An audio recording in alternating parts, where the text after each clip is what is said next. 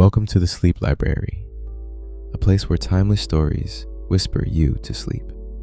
Get cozy, breathe deeply, and let your mind drift away. Tonight's story begins. Before we begin, if you enjoy drifting off to peaceful stories, a like and a gentle subscribe means the world to us. Let us know in the comments where you're listening from and what time it is for you right now. Chapter 9. The strangest house anyone ever lived in. It was the sweetest, most mysterious-looking place anyone could imagine. The high walls which shut it in were covered with the leafless stems of climbing roses, which were so thick that they were matted together. Mary Lennox knew they were roses because she had seen a great many roses in India. All the ground was covered with grass of a wintry brown, and out of it grew clumps of bushes, which were surely rose bushes if they were alive. There were numbers of standard roses which had so spread their branches that they were like little trees. There were other trees in the garden, and one of the things which made the place look strangest and loveliest was that climbing roses had run all over them and swung down long tendrils, which made light swaying curtains, and here and there they had caught at each other or at a far-reaching branch and had crept from one tree to another, and made lovely bridges of themselves. There were neither leaves nor roses on them now, and Mary did not know whether they were dead or alive, but their thin gray or brown branches and sprays looked like a sort of hazy mantle spreading over everything, walls and trees, and even brown grass, where they had fallen from their fastenings and run along the ground. It was this hazy tangle from tree to tree which made it all look so mysterious. Mary had thought it must be different from other gardens which had not been left all by themselves so long, and indeed it was different from any other place she had ever seen in her life. "How still it is," she whispered. "How still." Then she waited a moment and listened at the stillness. The robin, who had flown to his tree-top, was still as all the rest. He did not even flutter his wings. He sat without stirring, and looked at Mary. "No wonder it is still," she whispered again. "I am the first person who has spoken in here for 10 years. She moved away from the door, stepping as softly as if she were afraid of awakening someone. She was glad that there was grass under her feet, and that her steps made no sounds. She walked under one of the fairy-like gray arches between the trees, and looked up at the sprays and tendrils which formed them. "I wonder if they are all quite dead," she said. "Is it all a quite dead garden? I wish it wasn't." If she had been Ben Weatherstaff, she could have told whether the wood was alive by looking at it, but she could only see that there were only gray or brown sprays and branches, and none showed any signs of even a tiny leaf-bud anywhere. But she was inside the wonderful garden, and she could come through the door under the ivy any time, and she felt as if she had found a world all her own. The sun was shining inside the 4 walls, and the high arch of blue sky over this particular piece of Misselthwaite seemed even more brilliant and soft than it was over the moor. The robin flew down from his tree-top and hopped about or flew after her from one bush to another. He chirped a good deal, and had a very busy air, as if he were showing her things. Everything was strange and silent, and she seemed to be hundreds of miles away from anyone, but somehow she did not feel lonely at all. All that troubled her was her wish that she knew whether all the roses were dead, or if perhaps some of them had lived and might put out leaves and buds as the weather got warmer. She did not want it to be a quite dead garden. If it were a quite alive garden, how wonderful it would be, and what thousands of roses would grow on every side. Her skipping rope had hung over her arm when she came in, and after she had walked about for a while, she thought she would skip round the whole garden, stopping when she wanted to look at things. There seemed to have been grass paths here and there, and in one or two corners there were alcoves of evergreen with stone seats or tall, moss-covered flower urns in them. As she came near the second of these alcoves, she stopped skipping. There had once been a flower-bed in it, and she thought she saw something sticking out of the black earth, some sharp little pale green points. She remembered what Ben Weatherstaff had said, and she knelt down to look at them. Yes, they are tiny growing things, and they might be crocuses or snowdrops or daffodils, she whispered. She bent very close to them and sniffed the fresh scent of the damp earth. She liked it very much. Perhaps there are some other ones coming up in other places, she said. I will go all over the garden and look. She did not skip, but walked. She went slowly and kept her eyes on the ground. She looked in the old border beds and among the grass, and after she had gone round, trying to miss nothing, she had found ever so many more sharp, pale green points, and she had become quite excited again. It isn't a quite dead garden, she cried out softly to herself. Even if the roses are dead, there are other things alive. She did not know anything about gardening, but the grass seemed so thick in some of the places where the green points were pushing their way through, that she thought they did not seem to have room enough to grow. She searched about until she found a rather sharp piece of wood, and knelt down and dug and weeded out the weeds and grass, until she made nice little clear places around them. Now they look as if they could breathe, she said, after she had finished with the first ones. I am going to do ever so many more. I'll do all I can see. If I haven't time today, I can come tomorrow. She went from place to place and dug and weeded, and enjoyed herself so immensely that she was led on from bed to bed and into the grass under the trees. The exercise made her so warm that she first threw her coat off and then her hat, and without knowing it she was smiling down onto the grass and the pale green points all the time. The robin was tremendously busy. He was very much pleased to see gardening begun on his own estate. He had often wondered at Ben Weatherstaff. Where gardening is done, all sorts of delightful things to eat are turned up with the soil. Now here was this new kind of creature, who was not half Ben's size, and yet had had the sense to come into his garden and begin at once. Mistress Mary worked in her garden until it was time to go to her midday dinner. In fact, she was rather late in remembering, and when she put on her coat and hat and picked up her skipping rope, she could not believe that she had been working 2 or 3 hours. She had been actually happy all the time, and dozens of the tiny pale green points were to be seen in cleared places, looking twice as cheerful as they had looked before, when the grass and weeds had been smothering them.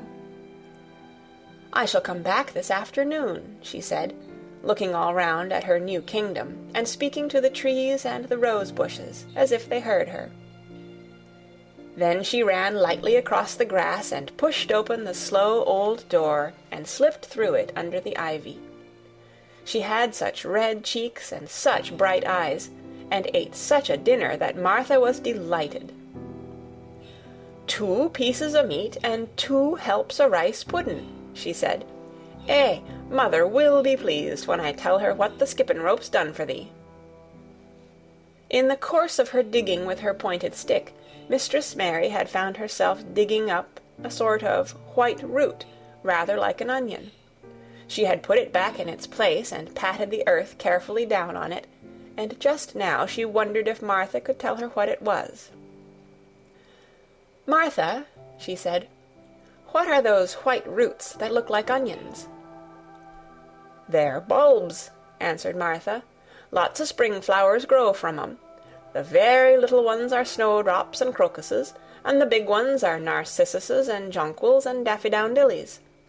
The biggest of all is lilies and purple flags. Hey, they are nice. Dickon's got a whole lot of 'em planted in our bit o' garden." "Does Dickon know all about them?" asked Mary, a new idea taking possession of her. "Our Dickon can make a flower grow out of a brick walk. Mother says he just whispers things out of the ground." "Do bulbs live a long time? Would they live years and years if no one helped them?" inquired Mary anxiously. "They're things as helps themselves," said Martha. "That's why poor folk can afford to have 'em. If you don't trouble 'em, most of 'em'll work away underground for a lifetime, and spread out and have little uns. There's a place in the park woods here where there's snowdrops by thousands. They're the prettiest sight in Yorkshire when the spring comes. No one knows when they was first planted." "I wish the spring was here now," said Mary. "I want to see all the things that grow in England."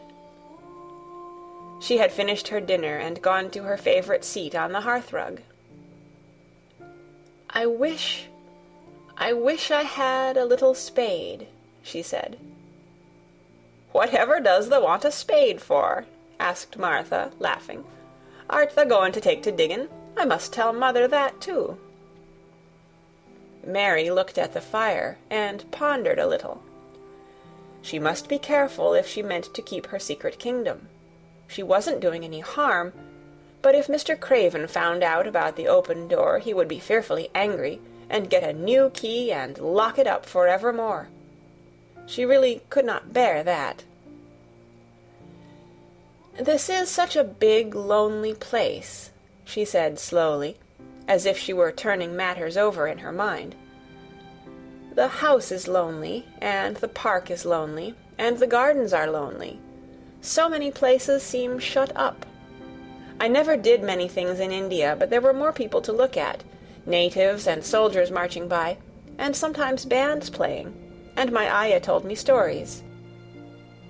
There is no one to talk to here except you and Ben Weatherstaff, and you have to do your work, and Ben Weatherstaff won't speak to me often.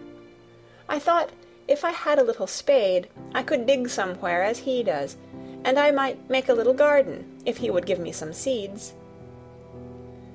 Martha's face quite lighted up. "There now," she exclaimed, "if that wasn't one of the things Mother said. She says, 'There's such a lot of room in that big place, why don't they give her a bit for herself, even if she doesn't plant nothin' but parsley and radishes? She'd dig and rake away and be right down happy over it.' Them was the very words she said." "Were they?" said Mary. "How many things she knows, doesn't she?" "Eh," said Martha, "it's like she says, a woman as brings up 12 children learns something besides her ABC. Children's as good as 'rithmetic to set you finding out things." "How much would a spade cost, a little one?" Mary asked. "Well," was Martha's reflective answer, "at Thwaite village there's a shop or so, and I saw little garden sets with a spade and a rake and a fork all tied together for 2 shillings, and they was stout enough to work with, too." "I've got more than that in my purse," said Mary. "Mrs. Morrison gave me 5 shillings, and Mrs. Medlock gave me some money from Mr. Craven." "Did he remember thee that much?" exclaimed Martha. "Mrs. Medlock said I was to have a shilling a week to spend. She gives me one every Saturday. I didn't know what to spend it on." "My word, that's riches," said Martha. "Thou can buy anything in the world thou wants. The rent of our cottage is only 1 and 3pence, and it's like pullin' eye teeth to get it. Now I've just thought o' something," putting her hands on her hips. "What?" said Mary, eagerly. "In the shop at Thwaite they sell packages of flower seeds for a penny each, and our Dickon he knows which is the prettiest ones, and how to make 'em grow. He walks over to Thwaite many a day just for the fun of it. Does thou know how to print letters?" suddenly. "I know how to write," Mary answered. Martha shook her head. "Our Dickon can only read printin'. If thou could print, we could write a letter to him, and ask him to go and buy the garden tools and the seeds at the same time." "Oh, you're a good girl!" Mary cried. "You are, really. I didn't know you were so nice. I know I can print letters if I try. Let's ask Mrs. Medlock for a pen and ink and some paper." "I've got some of my own," said Martha. "I bought 'em so I could print a bit of a letter to Mother of a Sunday. I'll go and get it."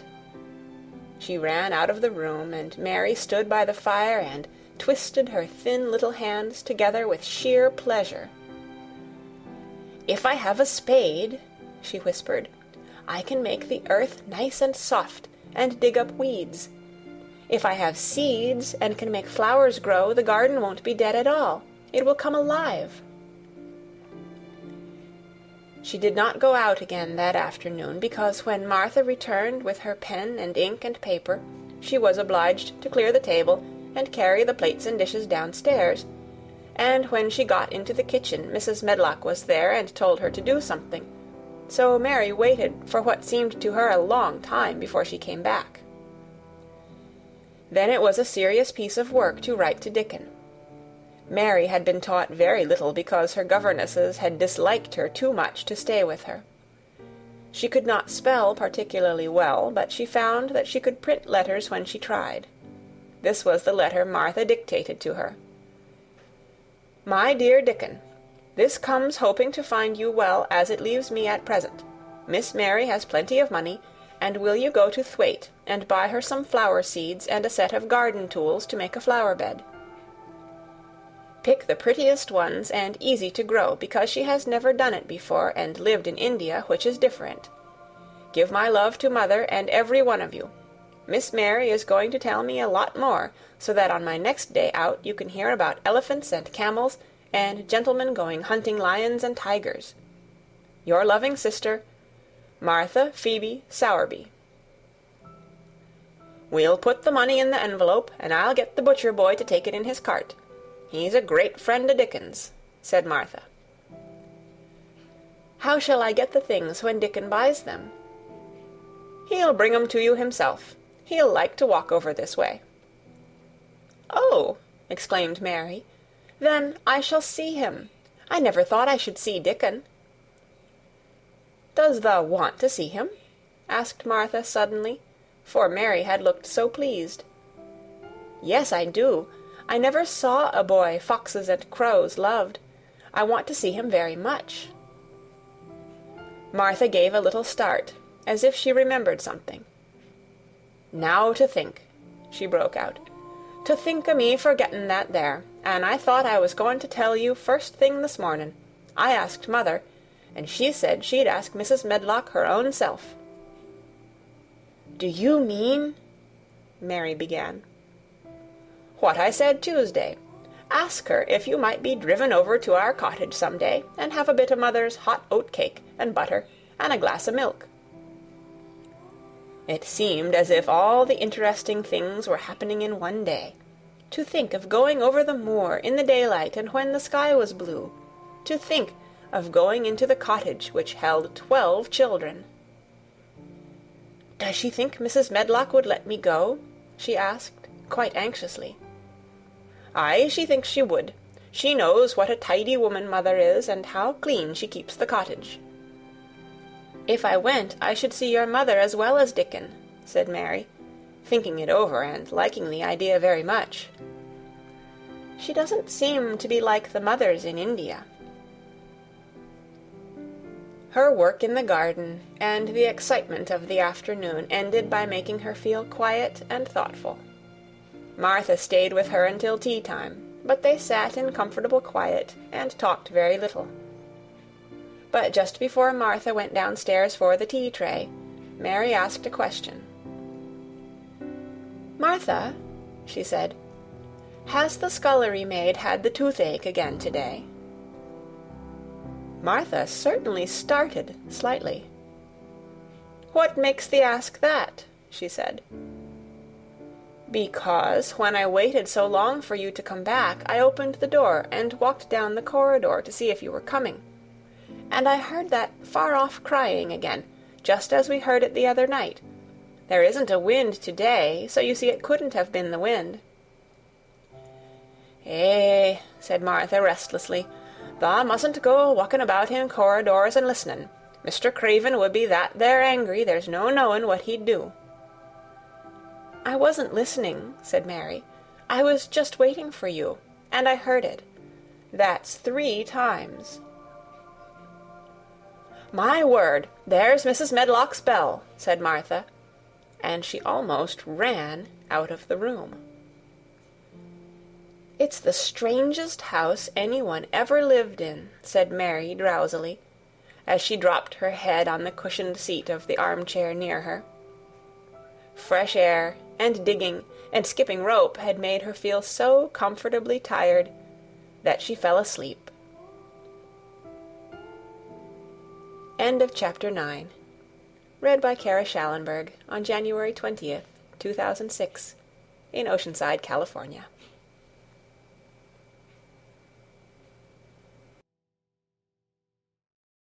Chapter 10. Dickon. The sun shone down for nearly a week on the secret garden. The secret garden was what Mary called it when she was thinking of it. She liked the name, and she liked still more the feeling that when its beautiful old walls shut her in, no one knew where she was. It seemed almost like being shut out of the world in some fairy place. The few books she had read and liked had been fairy story books, and she had read of secret gardens in some of the stories. Sometimes people went to sleep in them for 100 years, which she had thought must be rather stupid. She had no intention of going to sleep, and in fact she was becoming wider awake every day which passed at Misselthwaite. She was beginning to like to be out of doors. She no longer hated the wind, but enjoyed it. She could run faster and longer, and she could skip up to 100. The bulbs in the secret garden must have been much astonished.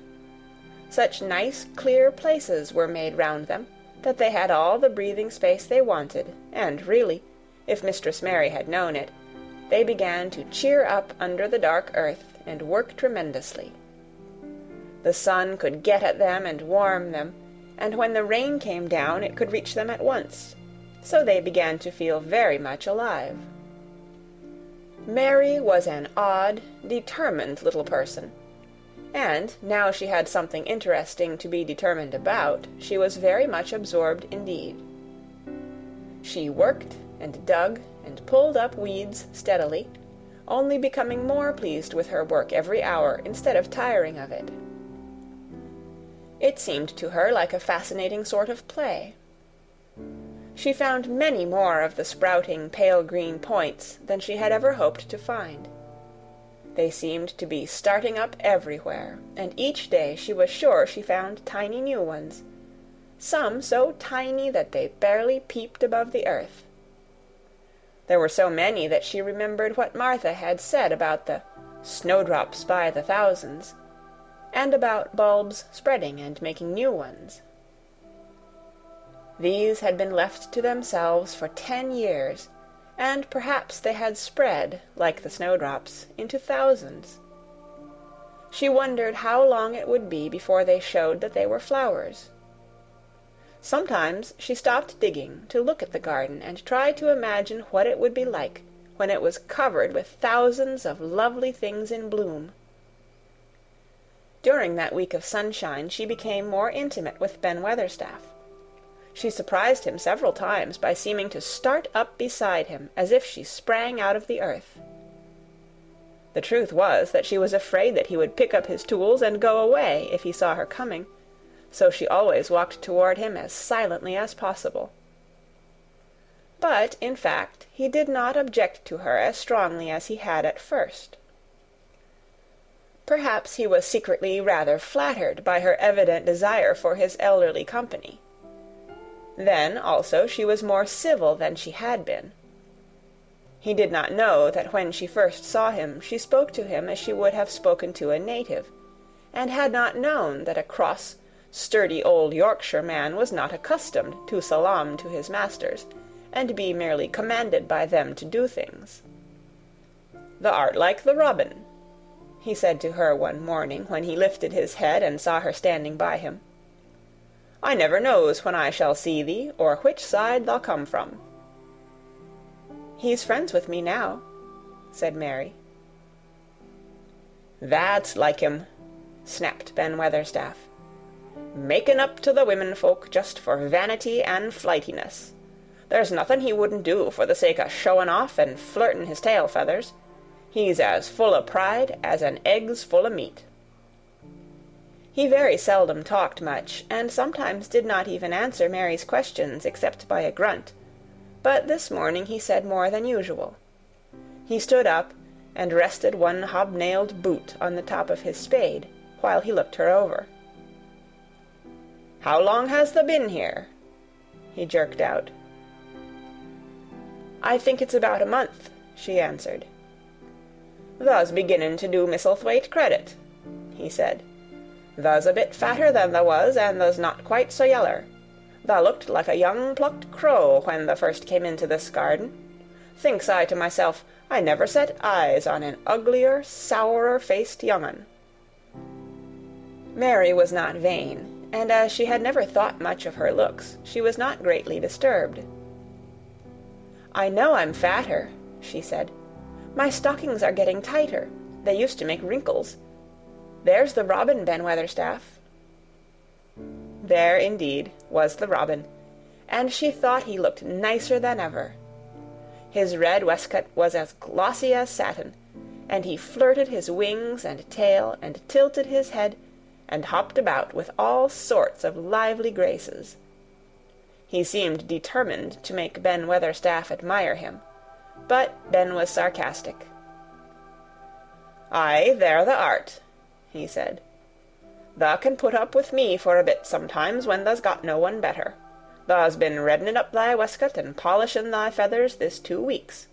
I know what thou's up to. Thou's courting some bold young madam somewhere, telling thy lies to her about being the finest cock robin on Missel Moor, and ready to fight all the rest of 'em." "Oh, look at him!" exclaimed Mary. The robin was evidently in a fascinating, bold mood. He hopped closer and closer, and looked at Ben Weatherstaff more and more engagingly. He flew on to the nearest currant bush, and tilted his head, and sang a little song right at him.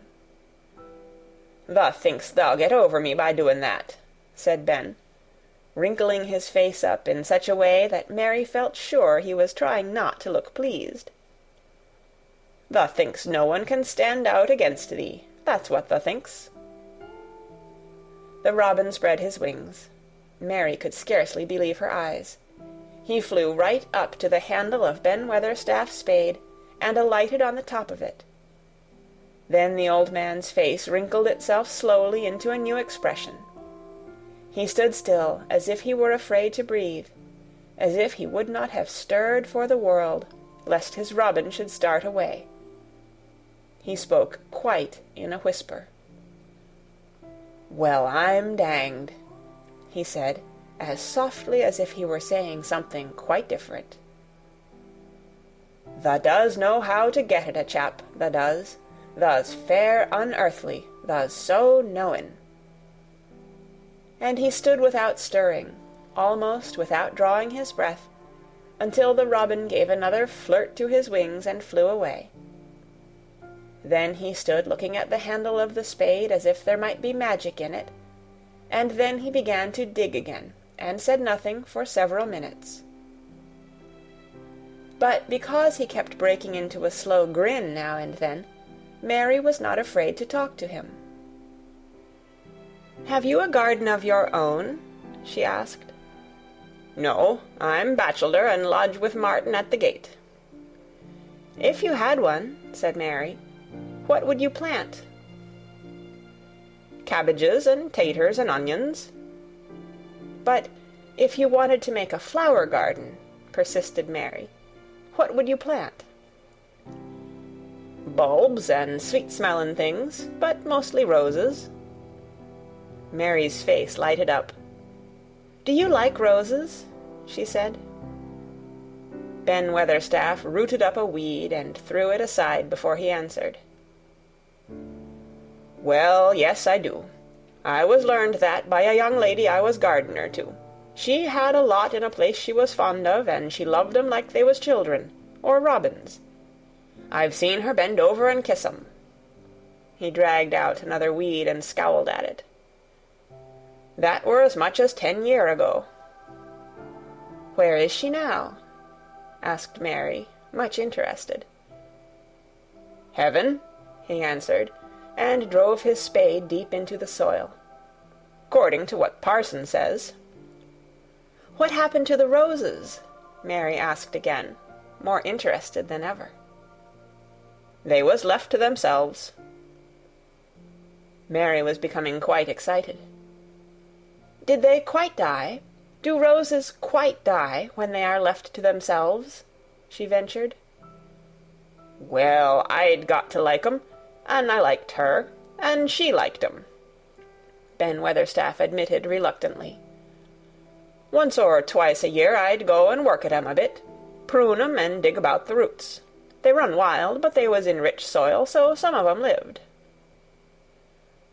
When they have no leaves, and look grey and brown and dry, how can you tell whether they are dead or alive? Inquired Mary. Wait till the spring gets at 'em. Wait till the sun shines on the rain, and the rain falls on the sunshine, and then they'll find out. How? How? Cried Mary, forgetting to be careful.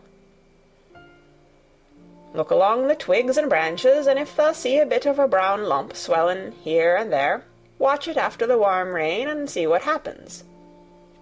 He stopped suddenly, and looked curiously at her eager face.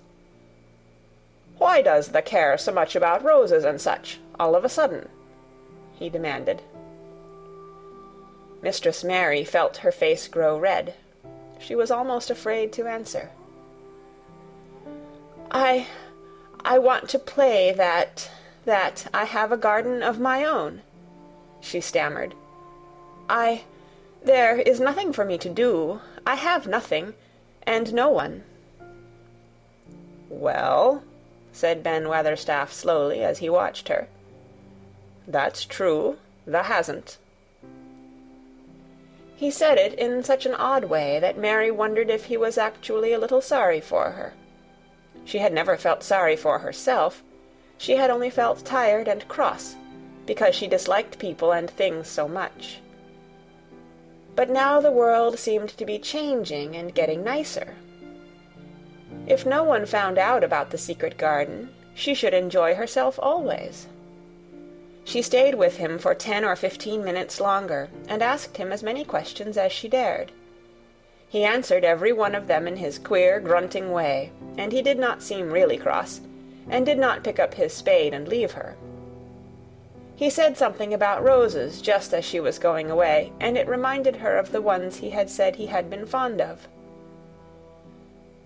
Do you go and see those other roses now? She asked. Not been this year.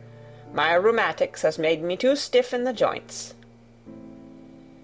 He said it in his grumbling voice, and then quite suddenly he seemed to get angry with her, though she did not see why he should.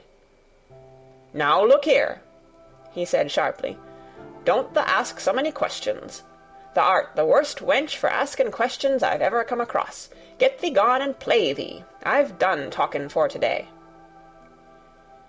And he said it so crossly that she knew there was not the least use in staying another minute. She went skipping slowly down the outside walk, thinking him over and saying to herself that, queer as it was, here was another person whom she liked in spite of his crossness. She liked old Ben Weatherstaff. Yes, she did like him. She always wanted to try to make him talk to her. Also, she began to believe that he knew everything in the world about flowers. There was a laurel-hedged walk which curved round the secret garden and ended at a gate which opened into a wood in the park. She thought she would slip round this walk and look into the wood and see if there were any rabbits hopping about. She enjoyed the skipping very much, and when she reached the little gate she opened it and went through because she heard a low, peculiar whistling sound, and wanted to find out what it was. It was a very strange thing indeed. She quite caught her breath as she stopped to look at it. A boy was sitting under a tree, with his back against it, playing on a rough wooden pipe. He was a funny-looking boy, about 12. He looked very clean, and his nose turned up, and his cheeks were as red as poppies, and never had Mistress Mary seen such round and such blue eyes in any boy's face. And on the trunk of the tree he leaned against, a brown squirrel was clinging and watching him, and from behind a bush near by a cock-pheasant was delicately stretching his neck to peep out, and quite near him were 2 rabbits, sitting up and sniffing with tremulous noses, and actually it appeared as if they were all drawing near to watch him, and listen to the strange low little call his pipe seemed to make. When he saw Mary, he held up his hand and spoke to her in a voice almost as low as, and rather like, his piping. "Don't thou move," he said. "It 'ud flight 'em." Mary remained motionless. He stopped playing his pipe, and began to rise from the ground. He moved so slowly that it scarcely seemed as though he were moving at all, but at last he stood on his feet, and then the squirrel scampered back up into the branches of his tree, the pheasant withdrew his head, and the rabbits dropped on all fours, and began to hop away, though not at all as if they were frightened. "I'm Dickon," the boy said. "I know thou art Miss Mary." Then Mary realized that somehow she had known at first that he was Dickon. Who else could have been charming rabbits and pheasants, as the natives charm snakes in India?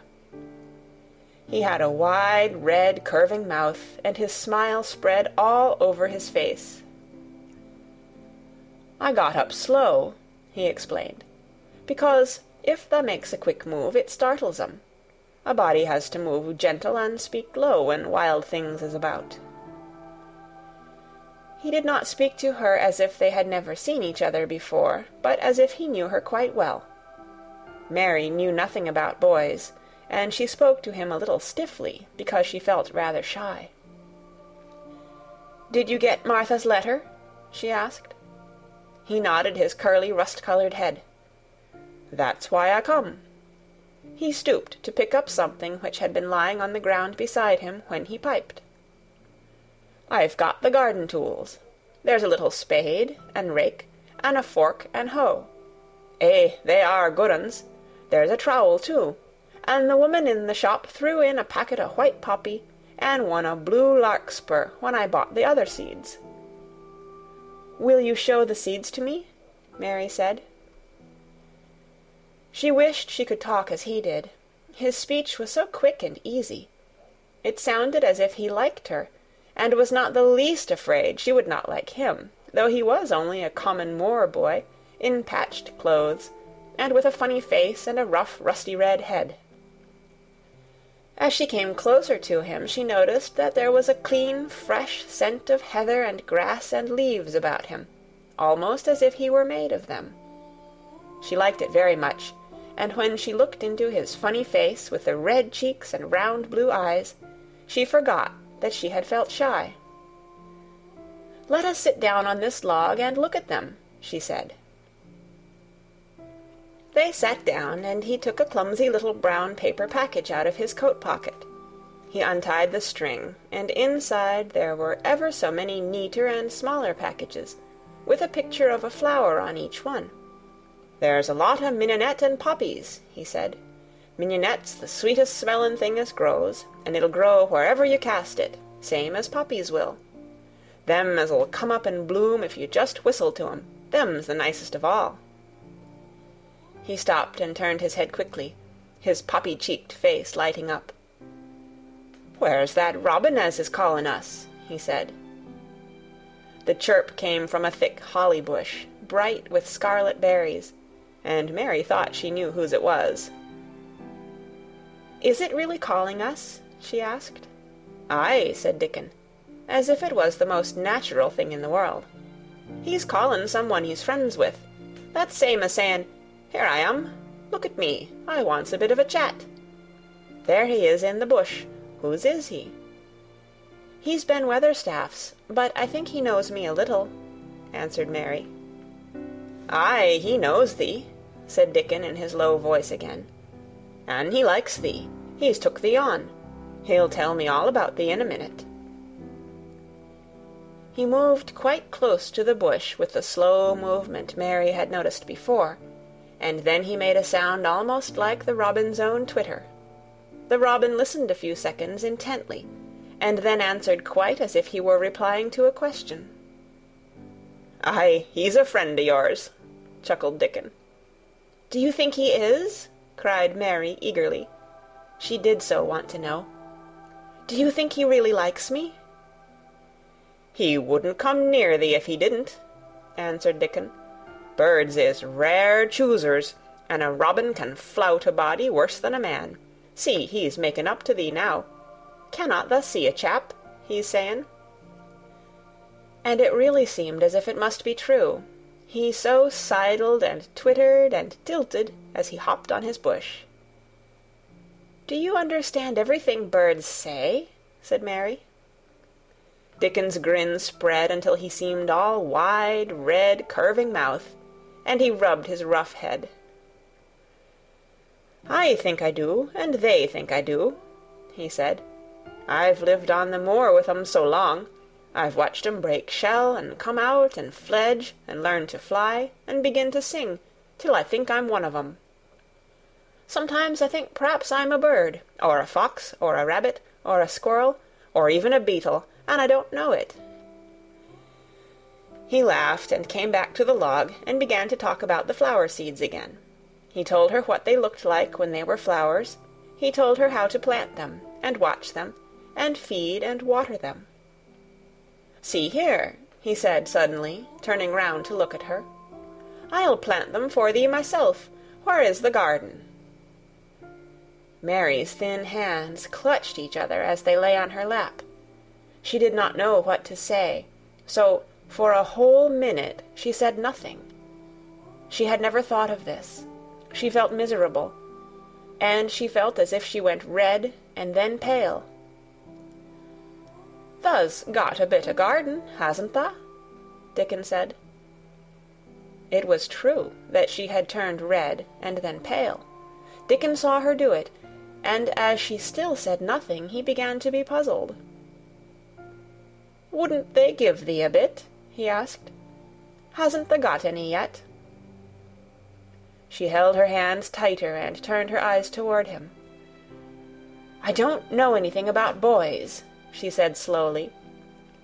"Could you keep a secret if I told you one? It's a great secret. I don't know what I should do if anyone found it out. I believe I should die." She said the last sentence quite fiercely.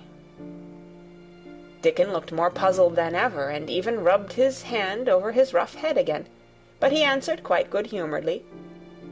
"I'm keepin' secrets all the time," he said. "If I couldn't keep secrets from the other lads, secrets about foxes' cubs and birds' nests and wild things' holes, there'd be naught safe on the moor. Aye, I can keep secrets." Mistress Mary did not mean to put out her hand and clutch his sleeve, but she did it. "I've stolen a garden," she said very fast. "It isn't mine. It isn't anybody's. Nobody wants it. Nobody cares for it. Nobody ever goes into it. Perhaps everything is dead in it already. I don't know." She began to feel hot and as contrary as she had ever felt in her life. "I don't care. I don't care. Nobody has any right to take it from me when I care about it and they don't. They're letting it die, all shut in by itself," she ended passionately, and she threw her arms over her face and burst out crying. Poor little Mistress Mary. Dickon's curious blue eyes grew rounder and rounder. "Eh," he said, drawing his exclamation out slowly, and the way he did it meant both wonder and sympathy. "I've nothing to do," said Mary. "Nothing belongs to me. I found it myself, and I got into it myself. I was only just like the robin, and they wouldn't take it from the robin." "Where is it?" asked Dickon in a dropped voice. Mistress Mary got up from the log at once. She knew she felt contrary again, and obstinate, and she did not care at all. She was imperious and Indian, and at the same time hot and sorrowful. "Come with me, and I'll show you," she said. She led him round the laurel path and to the walk where the ivy grew so thickly. Dickon followed her with a queer, almost pitying look on his face. He felt as if he were being led to look at some strange bird's nest, and must move softly. When she stepped to the wall and lifted the hanging ivy, he started. There was a door, and Mary pushed it slowly open, and they passed in together, and then Mary stood and waved her hand round defiantly. "It's this," she said. "It's a secret garden, and I'm the only one in the world who wants it to be alive." Dickon looked round and round about it, and round again. "Eh," he almost whispered, "it is a queer, pretty place. It's like as if a body was in a dream." End of chapter 10. Read by Kara Schallenberg on January 20th, 2006, in Oceanside, California.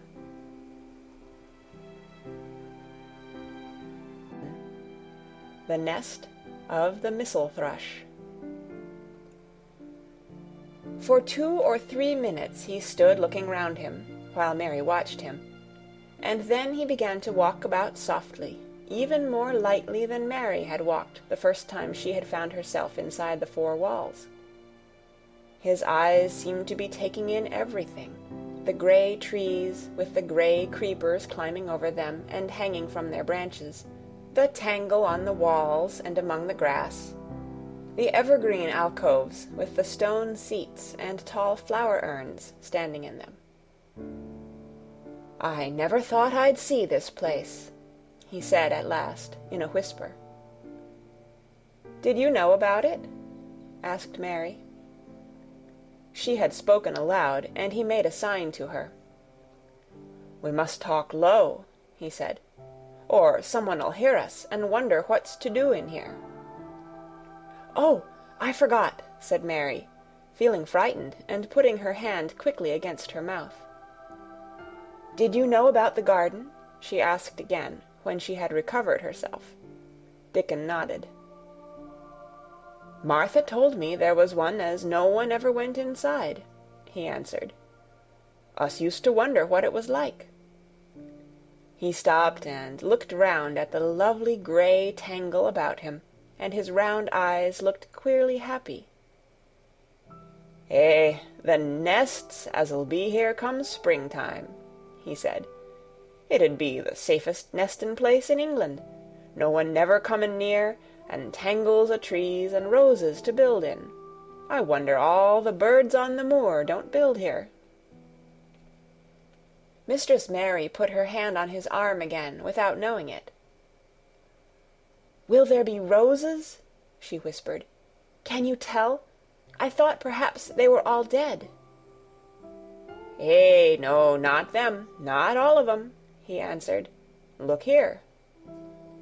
He stepped over to the nearest tree, an old, old one, with gray lichen all over its bark, but upholding a curtain of tangled sprays and branches.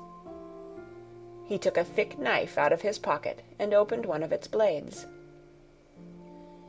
"There's lots o' dead wood as ought to be cut out," he said. "And there's a lot o' old wood, but it made some new last year. This here's a new bit." And he touched a shoot which looked brownish-green instead of hard, dry gray. Mary touched it herself in an eager, reverent way. "That one," she said. "Is that one quite alive, quite?" Dickon curved his wide, smiling mouth. "It's as wick as you or me," he said, and Mary remembered that Martha had told her that wick meant alive or lively. "I'm glad it's wick," she cried out in her whisper. "I want them all to be wick. Let us go round the garden and count how many wick ones there are." She quite panted with eagerness, and Dickon was as eager as she was. They went from tree to tree, and from bush to bush. Dickon carried his knife in his hand, and showed her things which she thought wonderful. "They've run wild," he said, "but the strongest ones has fair thrived on it. The delicatest ones has died out, but the others has growed, and spread, till they's a wonder. See here." And he pulled down a thick, grey, dry-looking branch. "A body might think this was dead wood, but I don't believe it is, down to the root. I'll cut it low down and see." He knelt, and with his knife cut the lifeless-looking branch through, not far above the earth. "There," he said exultantly. "I told thee so. There's green in that wood yet. Look at it." Mary was down on her knees before he spoke, gazing with all her might. "When it looks a bit greenish and juicy like that, it's wick," he explained. "When the inside is dry and breaks easy, like this here piece I've cut off, it's done for. There's a big root here as all this live wood sprung out of, and if the old wood's cut off and it's dug round and took care of, there'll be—" He stopped and lifted his face to look up at the climbing and hanging sprays above him. "There'll be a fountain o' roses here this summer." They went from bush to bush and from tree to tree. He was very strong and clever with his knife, and knew how to cut the dry and dead wood away, and could tell when an unpromising bough or twig had still green life in it. In the course of half an hour, Mary thought she could tell too, and when he cut through a lifeless-looking branch, she would cry out joyfully under her breath when she caught sight of the least shade of moist green. The spade and hoe and fork were very useful. He showed her how to use the fork while he dug about roots with the spade and stirred the earth and let the air in. They were working industriously round one of the biggest standard roses when he caught sight of something which made him utter an exclamation of surprise. "Why," he cried, pointing to the grass a few feet away, "who did that there?" It was one of Mary's own little clearings round the pale green points. "I did it," said Mary. "Why, I thought tha didn't know nothing about gardening," he exclaimed. "I don't," she answered, "but they were so little, and the grass was so thick and strong, and they looked as if they had no room to breathe, so I made a place for them. I don't even know what they are." Dickon went and knelt down by them, smiling his wide smile. "Thou was right," he said. "A gardener couldn't have told thee better.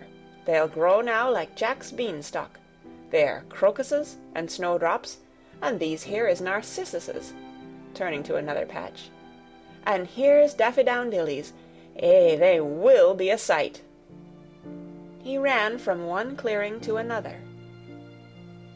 "Thou has done a lot o' work for such a little wench," he said, looking her over. "I'm growing fatter," said Mary, "and I'm growing stronger. I used always to be tired. When I dig, I'm not tired at all. I like to smell the earth when it's turned up." "It's rare good for thee," he said, nodding his head wisely. "There's naught as nice as the smell o' good, clean earth, except the smell o' fresh-growing things when the rain falls on 'em. I get out on the moor many a day when it's rainin', and I lie under a bush and listen to the soft swish o' drops on the heather, and I just sniff and sniff. My nose end fair quivers like a rabbit's, mother says." "Do you never catch cold?"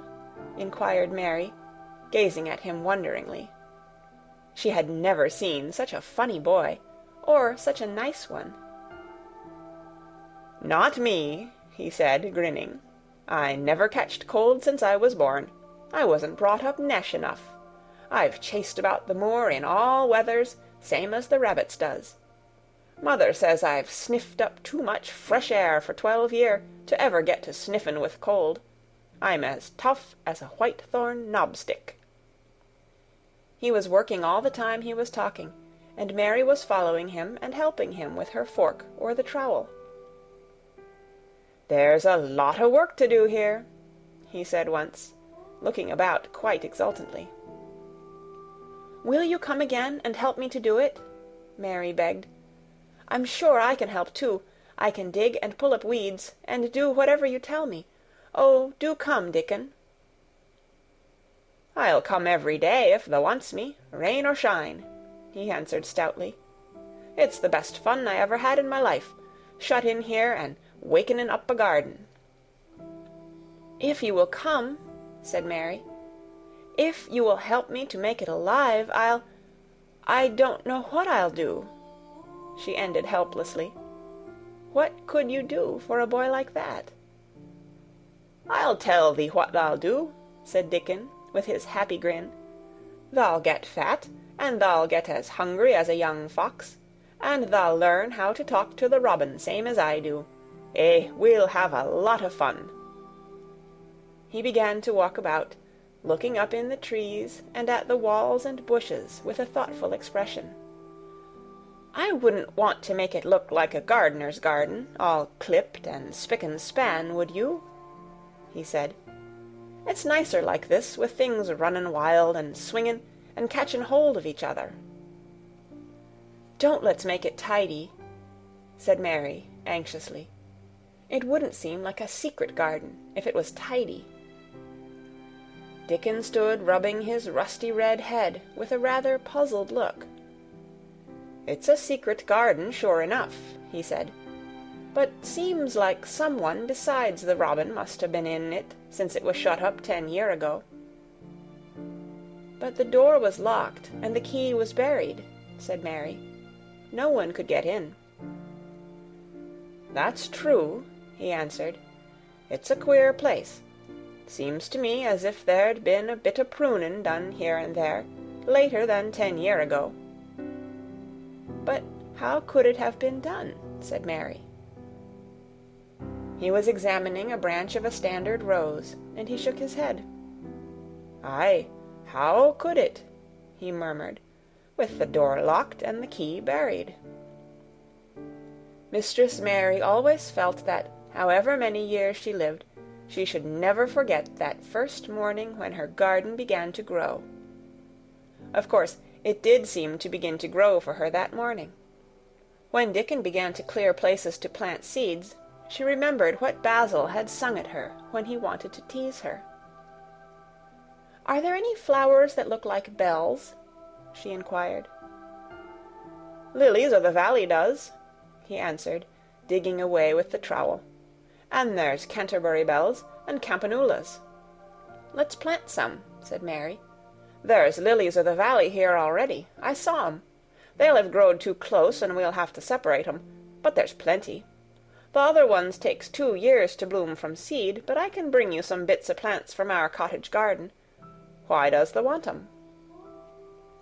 Then Mary told him about Basil and his brothers and sisters in India, and of how she had hated them, and of their calling her Mistress Mary quite contrary. "They used to dance round and sing at me. They sang, 'Mistress Mary quite contrary, how does your garden grow? With silver bells and cockle shells and marigolds all in a row.' I just remembered it, and it made me wonder if there were really flowers like silver bells." She frowned a little, and gave her trowel a rather spiteful dig into the earth. "I wasn't as contrary as they were." But Dickon laughed. He said, and as he crumbled the rich black soil, she saw he was sniffing up the scent of it. "There doesn't seem to be no need for no one to be contrary when there's flowers and such like, and such lots of friendly wild things running about making homes for themselves, or building nests and singing and whistling, does there?" Mary, kneeling by him holding the seeds, looked at him and stopped frowning. "Dickon," she said, You are as nice as Martha said you were. I like you, and you make the 5th person. I never thought I should like 5 people." Dickon sat up on his heels as Martha did when she was polishing the grate.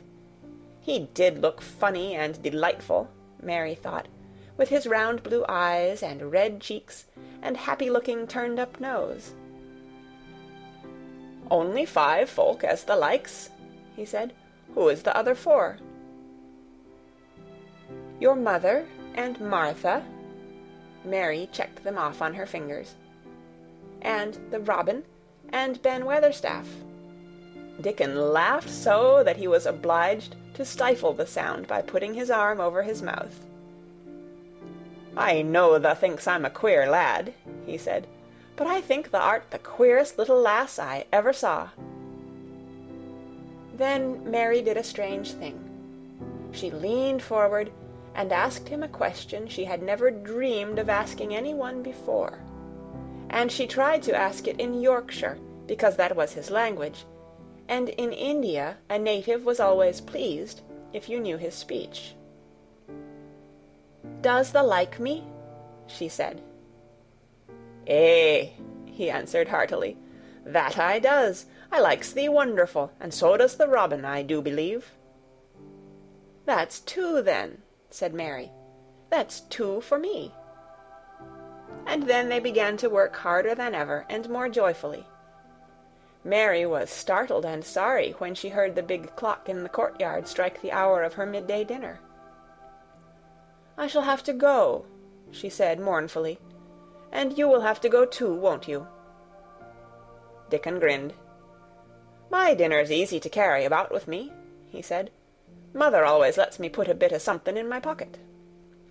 He picked up his coat from the grass and brought out of the pocket a lumpy little bundle tied up in a quite clean, coarse, blue and white handkerchief. It held 2 thick pieces of bread with a slice of something laid between them. "It's oftenest naught but bread," he said, "but I've got a fine slice of fat bacon with it to-day." Mary thought it looked a queer dinner, but he seemed ready to enjoy it. "Run on and get thy victuals," he said. "I'll be done with mine first. I'll get some more work done before I start back home." He sat down with his back against a tree. "I'll call the robin up," he said, "and give him the rind of the bacon to peck at. They likes a bit of fat wonderful." Mary could scarcely bear to leave him. Suddenly it seemed as if he might be a sort of wood fairy, who might be gone when she came into the garden again. He seemed too good to be true. She went slowly half-way to the door in the wall, and then she stopped and went back. "Whatever happens, you never would tell," she said.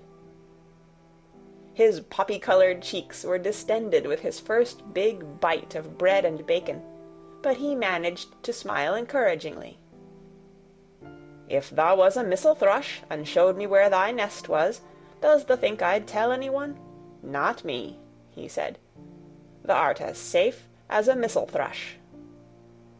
And she was quite sure she was. End of chapter 11. Read by Kara Schallenberg on January 27th, 2006, in Oceanside, California. Might I have a bit of earth? Mary ran so fast that she was rather out of breath when she reached her room. Her hair was ruffled on her forehead, and her cheeks were bright pink. Her dinner was waiting on the table, and Martha was waiting near it. "Thou's a bit late," she said. "Where has thou been?" "I've seen Dickon," said Mary. "I've seen Dickon." "I knew he'd come," said Martha exultantly. "How does thou like him?" I think he's beautiful," said Mary, in a determined voice. Martha looked rather taken aback, but she looked pleased too. "Well," she said, "he's the best lad as ever was born, but us never thought he was handsome. His nose turns up too much." "I like it to turn up," said Mary. "An' his eyes is so round," said Martha, a trifle doubtful, "though they're a nice colour." "I like them round," said Mary, "and they are exactly the colour of the sky over the moor." Martha beamed with satisfaction. "Mother says he made 'em that colour with always looking up at the birds and the clouds. But he has got a big mouth, hasn't he?" "I love his big mouth," said Mary obstinately. "I wish mine were just like it." Martha chuckled delightedly. "It'd look rare and funny in thy bit of a face," she said. "But I knowed it would be that way when thou saw him. How did thou like the seeds and the garden tools?" "How did you know he brought them?" asked Mary. I never thought of him not bringing 'em. He'd be sure to bring 'em if they was in Yorkshire. He's such a trusty lad." Mary was afraid that she might begin to ask difficult questions, but she did not. She was very much interested in the seeds and gardening tools, and there was only one moment when Mary was frightened. This was when she began to ask where the flowers were to be planted. "Who did thou ask about it?" she inquired. "I haven't asked anybody yet," said Mary, hesitating. "Well, I wouldn't ask the head gardener. He's too grand, Mr. Roach is." "I've never seen him," said Mary. "I've only seen under gardeners and Ben Weatherstaff." "If I was you, I'd ask Ben Weatherstaff," advised Martha. "He's not half so bad as he looks, for all he's so crabbed. Mr. Craven lets him do what he likes, because he was here when Mrs. Craven was alive, and he used to make her laugh. She liked him. Perhaps he'd find you a corner somewhere out of the way." "If it was out of the way, and no one wanted it, no one could mind my having it, could they?" Mary said anxiously.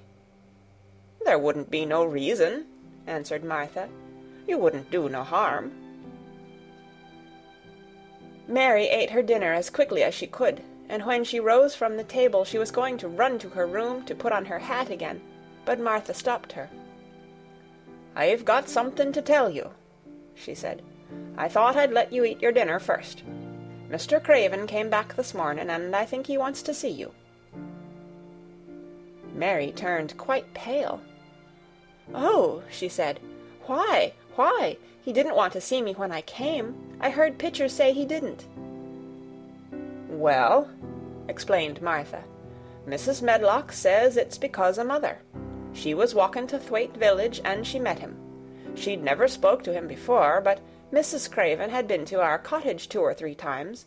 He'd forgot, but mother hadn't, and she made bold to stop him. I don't know what she said to him about you, but she said something as put him in the mind to see you before he goes away again tomorrow." "Oh," cried Mary, "is he going away tomorrow? I am so glad." "He's going for a long time. He mayn't come back till autumn or winter. He's going to travel in foreign places. He's always doing it." "Oh, I'm so glad, said Mary thankfully. If he did not come back until winter, or even autumn, there would be time to watch the secret garden come alive. Even if he found out then and took it away from her, she would have had that much, at least. "When do you think he will want to see—" She did not finish the sentence because the door opened, and Mrs. Medlock walked in. She had on her best black dress and cap, and her collar was fastened with a large brooch with a picture of a man's face on it. It was a colored photograph of Mr. Medlock, who had died years ago, and she always wore it when she was dressed up. She looked nervous and excited.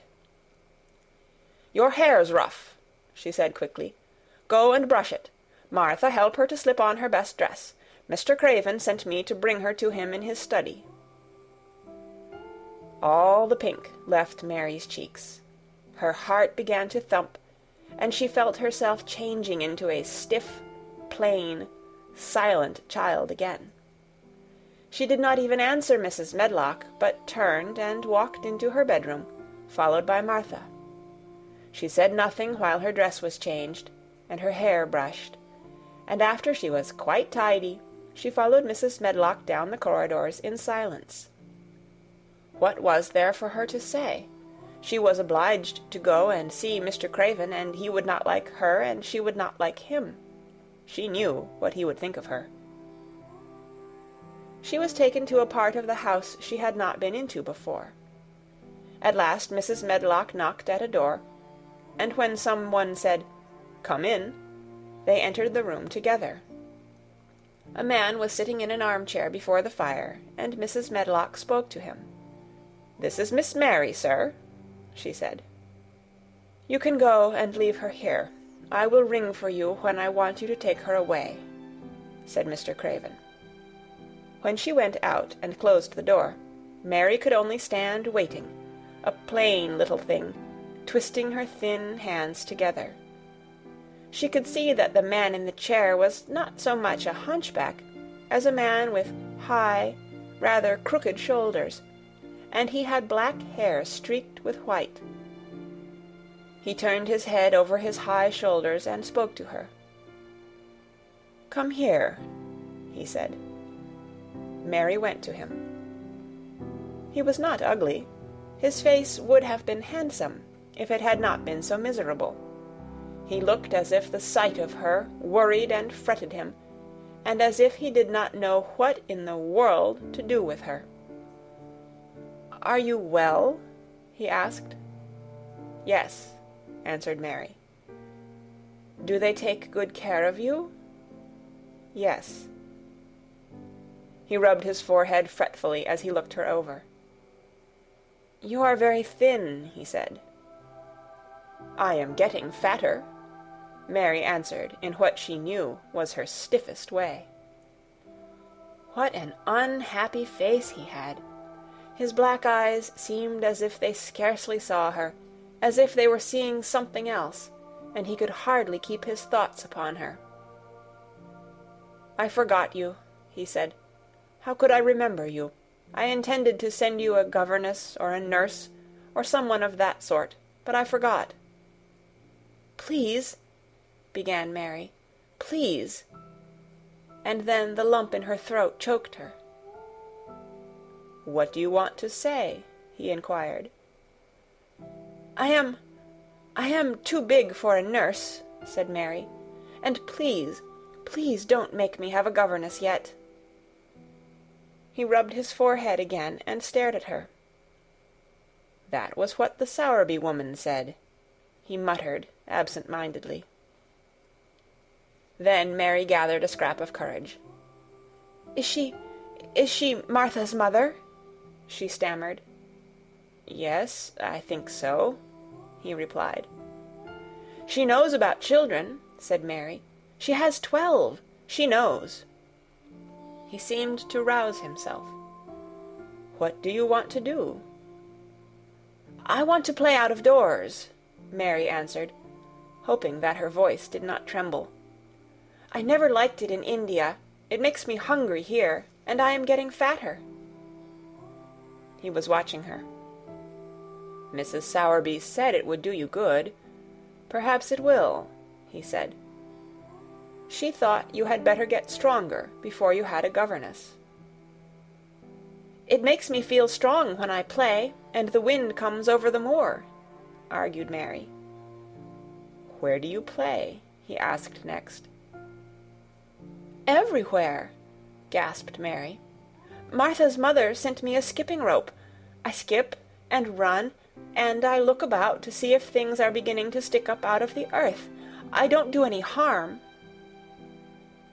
"Don't look so frightened," he said in a worried voice. "You could not do any harm, a child like you. You may do what you like." Mary put her hand up to her throat, because she was afraid he might see the excited lump which she felt jump into it. She came a step nearer to him. "May I?" she said tremulously. Her anxious little face seemed to worry him more than ever. "Don't look so frightened," he exclaimed. "Of course you may. I am your guardian, though I am a poor one for any child. I cannot give you time or attention. I am too ill and wretched and distracted, but I wish you to be happy and comfortable. I don't know anything about children, but Mrs. Medlock is to see that you have all you need. I sent for you today because Mrs. Sowerby said I ought to see you. Her daughter had talked about you. She thought you needed fresh air and freedom and running about." "She knows all about children," Mary said again, in spite of herself. "She ought to," said Mr. Craven.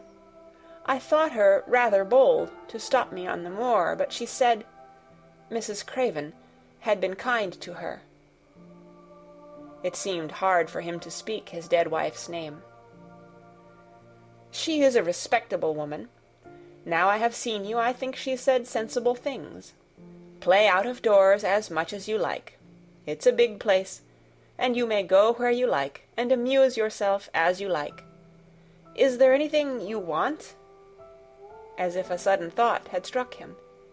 "Do you want toys, books, dolls?" "Might I," quavered Mary, "might I have a bit of earth?"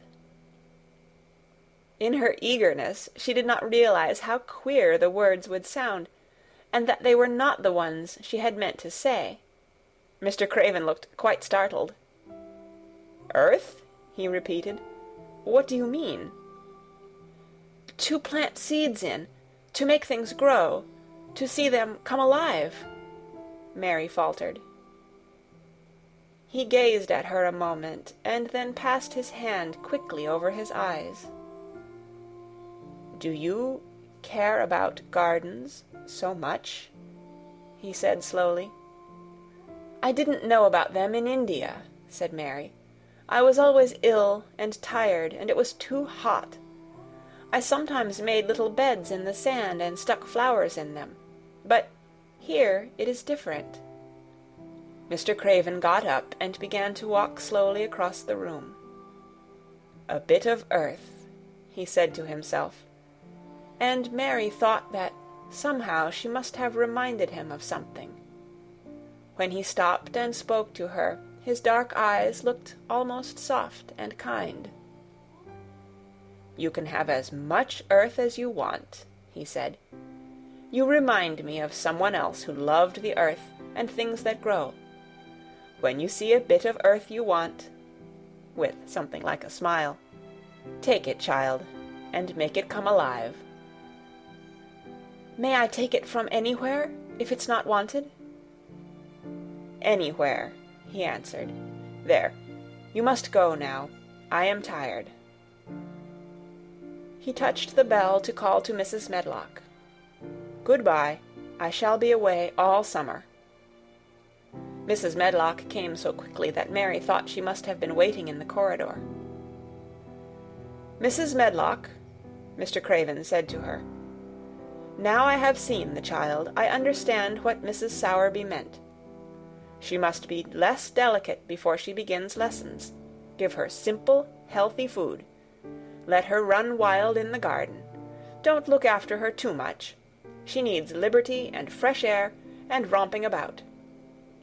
Mrs. Sowerby is to come and see her now and then, and she may sometimes go to the cottage."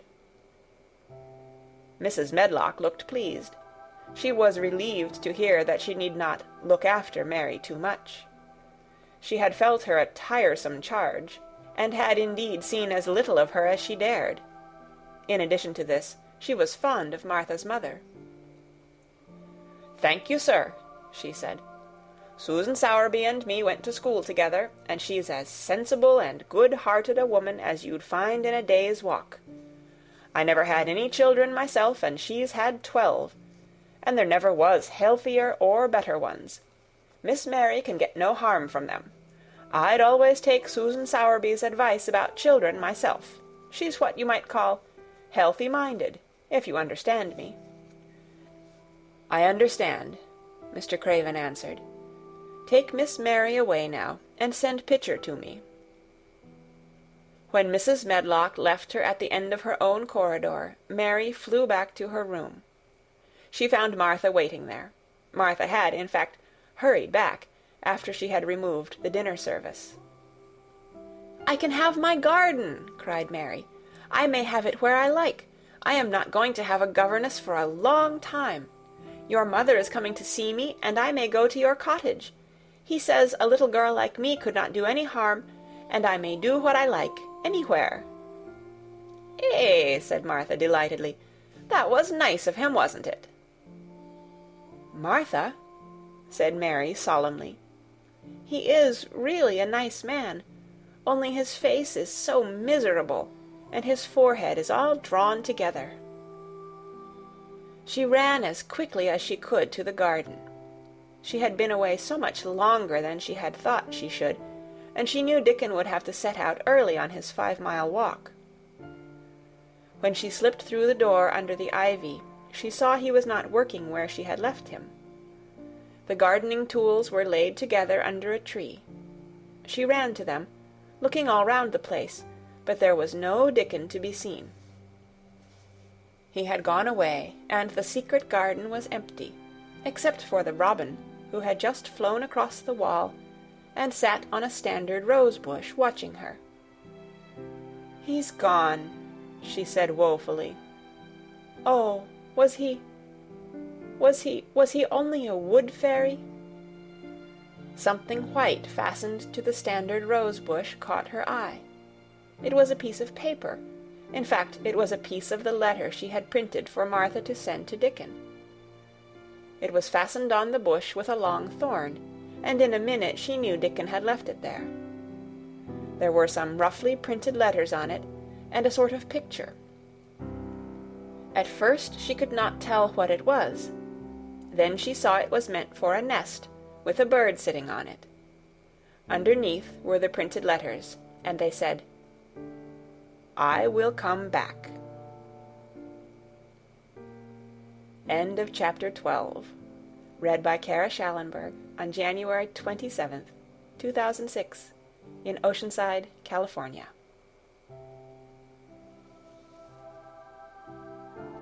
I am Colin. Mary took the picture back to the house when she went to her supper, and she showed it to Martha. "Eh," said Martha with great pride, "I never knew our Dickon was as clever as that. That there's a picture of a missel thrush on her nest, as large as life and twice as natural." Then Mary knew Dickon had meant the picture to be a message. He had meant that she might be sure he would keep her secret. Her garden was her nest, and she was like a missel thrush. Oh, how she did like that queer, common boy. She hoped he would come back the very next day, and she fell asleep looking forward to the morning. But you never know what the weather will do in Yorkshire, particularly in the springtime. She was awakened in the night by the sound of rain beating with heavy drops against her window. It was pouring down in torrents, and the wind was wuthering round the corners and in the chimneys of the huge old house. Mary sat up in bed and felt miserable and angry. "The rain is as contrary as I ever was," she said. "It came because it knew I did not want it." She threw herself back on her pillow and buried her face. She did not cry, but she lay and hated the sound of the heavily beating rain. She hated the wind and its wuthering. She could not go to sleep again. The mournful sound kept her awake because she felt mournful herself. If she had felt happy, it would probably have lulled her to sleep. How it wuthered, and how the big raindrops poured down and beat against the pane. "It sounds just like a person lost on the moor and wandering on and on crying," she said. She had been lying awake, turning from side to side for about an hour, when suddenly something made her sit up in bed and turn her head toward the door, listening. She listened and she listened. "It isn't the wind now," she said in a loud whisper. "That isn't the wind. It is different. It is that crying I heard before." The door of her room was ajar, and the sound came down the corridor, a far-off, faint sound of fretful crying. She listened for a few minutes, and each minute she became more and more sure. She felt as if she must find out what it was. It seemed even stranger than the secret garden and the buried key. Perhaps the fact that she was in a rebellious mood made her bold. She put her foot out of bed and stood on the floor. "I am going to find out what it is," she said. "Everybody is in bed, and I don't care about Mrs. Medlock. I don't care." There was a candle by her bedside, and she took it up and went softly out of the room. The corridor looked very long and dark, but she was too excited to mind that. She thought she remembered the corners she must turn to find the short corridor with the door covered with tapestry, the one Mrs. Medlock had come through the day she lost herself. The sound had come up that passage. So she went on with her dim light, almost feeling her way, her heart beating so loud that she fancied she could hear it. The far-off, faint crying went on and led her. Sometimes it stopped for a moment or so, and then began again. Was this the right corner to turn? She stopped and thought. Yes, it was. Down this passage, and then to the left, and then up 2 broad steps, and then to the right again. Yes, there was the tapestry door. She pushed it open very gently, and closed it behind her, and she stood in the corridor and could hear the crying quite plainly, though it was not loud. It was on the other side of the wall at her left, and a few yards farther on there was a door. She could see a glimmer of light coming from beneath it. The someone was crying in that room, and it was quite a young someone. So she walked to the door and pushed it open, and there she was, standing in the room. It was a big room, with ancient, handsome furniture on it. There was a low fire glowing faintly on the hearth, and a night-light burning by the side of a carved 4-posted bed hung with brocade, and on the bed was lying a boy, crying fretfully. Mary wondered if she was in a real place, or if she had fallen asleep again and was dreaming without knowing it. The boy had a sharp, delicate face the color of ivory, and he seemed to have eyes too big for it. He had also a lot of hair which tumbled over his forehead in heavy locks, and made his thin face seem smaller. He looked like a boy who had been ill, but he was crying more as if he were tired and cross than as if he were in pain. Mary stood near the door with her candle in her hand, holding her breath. Then she crept across the room, and as she drew nearer, the light attracted the boy's attention, and he turned his head on his pillow and stared at her, his gray eyes opening so wide that they seemed immense. "Who are you?" he said at last, in a half-frightened whisper. "Are you a ghost?" "No, I am not," Mary answered, her own whisper sounding half-frightened. "Are you one?" He stared and stared and stared. Mary could not help noticing what strange eyes he had. They were agate gray, and they looked too big for his face, because they had black lashes all round them. "No," he replied, after waiting a moment or so. "I am Colin." "Who is Colin?" she faltered. "I am Colin Craven. Who are you?" "I am Mary Lennox. Mr. Craven is my uncle." "He is my father," said the boy. "Your father?" gasped Mary. "No one ever told me he had a boy. Why didn't they?" "Come here," he said, still keeping his strange eyes fixed on her with an anxious expression. She came close to the bed, and he put out his hand and touched her. "You are real, aren't you?" he said. "I have such real dreams very often. You might be one of them." Mary had slipped on a woolen wrapper before she left her room, and she put a piece of it between his fingers. "Rub that, and see how thick and warm it is," she said. "I will pinch you a little if you like, to show you how real I am. For a minute I thought you might be a dream too." "Where did you come from?" he asked. "From my own room. The wind wuthered so I couldn't go to sleep, and I heard someone crying, and wanted to find out who it was. What were you crying for?" "Because I couldn't go to sleep either, and my head ached. Tell me your name again." "Mary Lennox. Did no one ever tell you I had come to live here?" He was still fingering the fold of her wrapper, but he began to look a little more as if he believed in her reality. "No," he answered. "They daren't." "Why?" asked Mary. "Because I should have been afraid you would see me. I won't let people see me and talk me over." "Why?" Mary asked again, feeling more mystified every moment. "Because I am like this always, ill and having to lie down. My father won't let people talk me over either. The servants are not allowed to speak about me. If I live, I may be a hunchback, but I shan't live. My father hates to think I may be like him."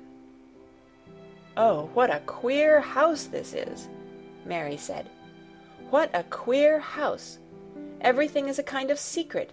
Rooms are locked up, and gardens are locked up, and have you been locked up?"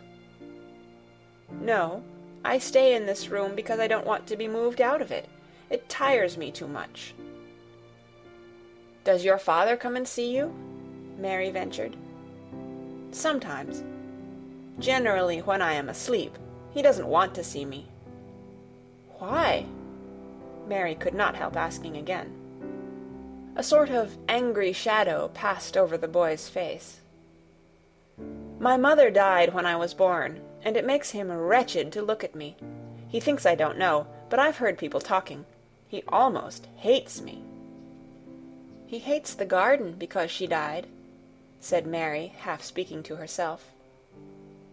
"What garden?" the boy asked. "Oh, just a garden she used to like," Mary stammered.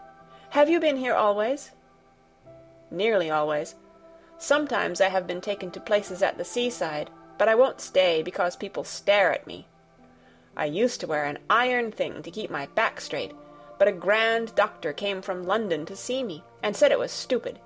He told them to take it off and keep me out in the fresh air. I hate fresh air, and I don't want to go out." "I didn't when first I came here," said Mary. "Why do you keep looking at me like that?"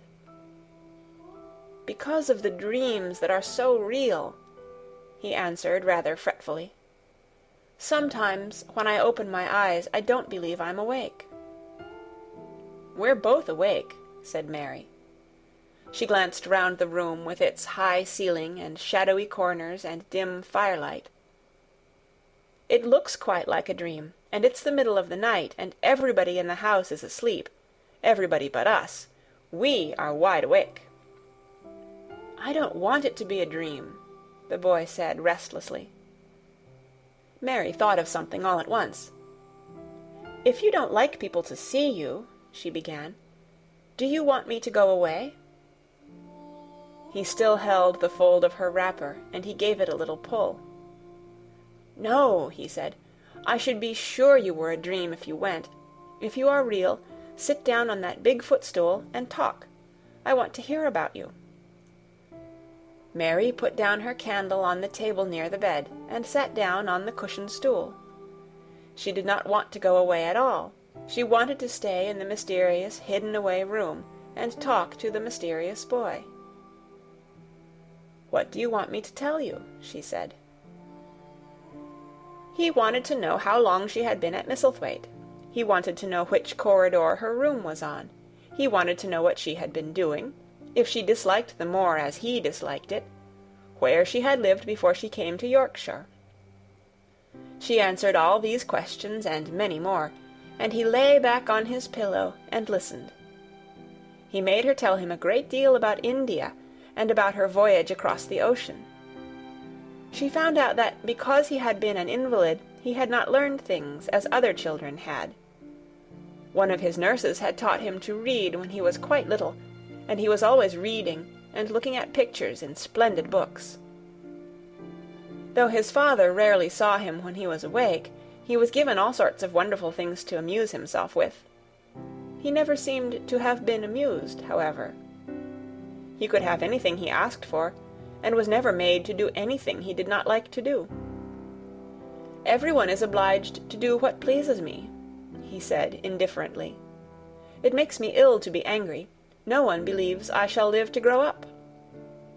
He said it as if he was so accustomed to the idea that it had ceased to matter to him at all. He seemed to like the sound of Mary's voice. As she went on talking, he listened in a drowsy, interested way. Once or twice she wondered if he were not gradually falling into a doze. But at last he asked a question which opened up a new subject. "How old are you?" he asked. "I am 10, answered Mary, forgetting herself for the moment. "And so are you." "How do you know that?" he demanded in a surprised voice. "Because when you were born the garden door was locked and the key was buried, and it has been locked for 10 years. Colin half sat up, turning toward her, leaning on his elbows. "What garden door was locked? Who did it? Where was the key buried?" he exclaimed, as if he were suddenly very much interested. It was the garden Mr. Craven hates," said Mary nervously. "He locked the door. No one knew where he buried the key." "What sort of a garden is it?" Colin persisted eagerly. "No one has been allowed to go into it for 10 years, was Mary's careful answer. But it was too late to be careful. He was too much like herself. He, too, had had nothing to think about, and the idea of a hidden garden attracted him as it had attracted her. He asked question after question. Where was it? Had she never looked for the door? Had she never asked the gardeners? "They won't talk about it," said Mary. "I think they have been told not to answer questions." "I would make them," said Colin. "Could you?" Mary faltered, beginning to feel frightened. If he could make people answer questions, who knew what might happen? "Everyone is obliged to please me. I told you that," he said. "If I were to live, this place would sometime belong to me. They all know that. I would make them tell me." Mary had not known that she herself had been spoiled, but she could see quite plainly that this mysterious boy had been. He thought that the whole world belonged to him. How peculiar he was, and how coolly he spoke of not living. "Do you think you won't live?" she asked, partly because she was curious, and partly in hope of making him forget the garden. "I don't suppose I shall," he answered as indifferently as he had spoken before. "Ever since I remember anything, I have heard people say I shan't. At first they thought I was too little to understand, and now they think I don't hear, but I do. My doctor is my father's cousin. He's quite poor, and if I die, he will have all Misselthwaite when my father is dead. I should think he wouldn't want me to live." "Do you want to live?" inquired Mary. "No," he answered, in a cross, tired fashion. "But I don't want to die. When I feel ill, I lie here and think about it until I cry and cry." "I have heard you crying 3 times, Mary said, "but I did not know who it was. Were you crying about that?" She did so want him to forget the garden. "I dare say," he answered. "Let us talk about something else. Talk about that garden. Don't you want to see it?" "Yes," answered Mary, in quite a low voice. "I do," he went on persistently. "I don't think I ever really wanted to see anything before, But I want to see that garden. I want the key dug up. I want the door unlocked. I would let them take me there in my chair. That would be getting fresh air. I am going to make them open the door." He had become quite excited, and his strange eyes began to shine like stars, and looked more immense than ever. "They have to please me," he said. "I will make them take me there, and I will let you go too." Mary's hands clutched each other. Everything would be spoiled, everything. Dickon would never come back. She would never again feel like a missel thrush with a safe-hidden nest. "Oh, don't do that!" she cried out. He stared as if he thought she had gone crazy. "Why?" he exclaimed. "You said you wanted to see it." "I do," she answered, almost with a sob in her throat. "But if you make them open the door and take you in like that, it will never be a secret again." He leaned still farther forward. "A secret?" he said. "What do you mean? Tell me." Mary's words almost tumbled over one another. You see, she panted, "if no one knows but ourselves, if there was a door hidden somewhere under the ivy, if there was, and we could find it, and if we could slip through it together and shut it behind us, and no one knew anyone was inside, and we called it our garden, and pretended that we were missel thrushes, and it was our nest, and if we played there almost every day, and dug and planted seeds, and made it all come alive—" "Is it dead?" he interrupted her. "It soon will be if no one cares for it," she went on. "The bulbs will live, but the roses—" He stopped her again, as excited as she was herself. "What are bulbs?" he put in quickly. "They are daffodils and lilies and snowdrops. They are working in the earth now, pushing up pale green points, because the spring is coming." "Is the spring coming?" he said. "What is it like? You don't see it in rooms, if you are ill."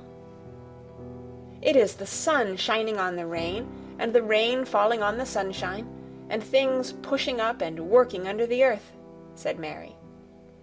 "If the garden was a secret, and we could get into it, we could watch the things grow bigger every day, and see how many roses are alive. Don't you see? Oh, don't you see how much nicer it would be if it was a secret?" He dropped back on his pillow and lay there with an odd expression on his face.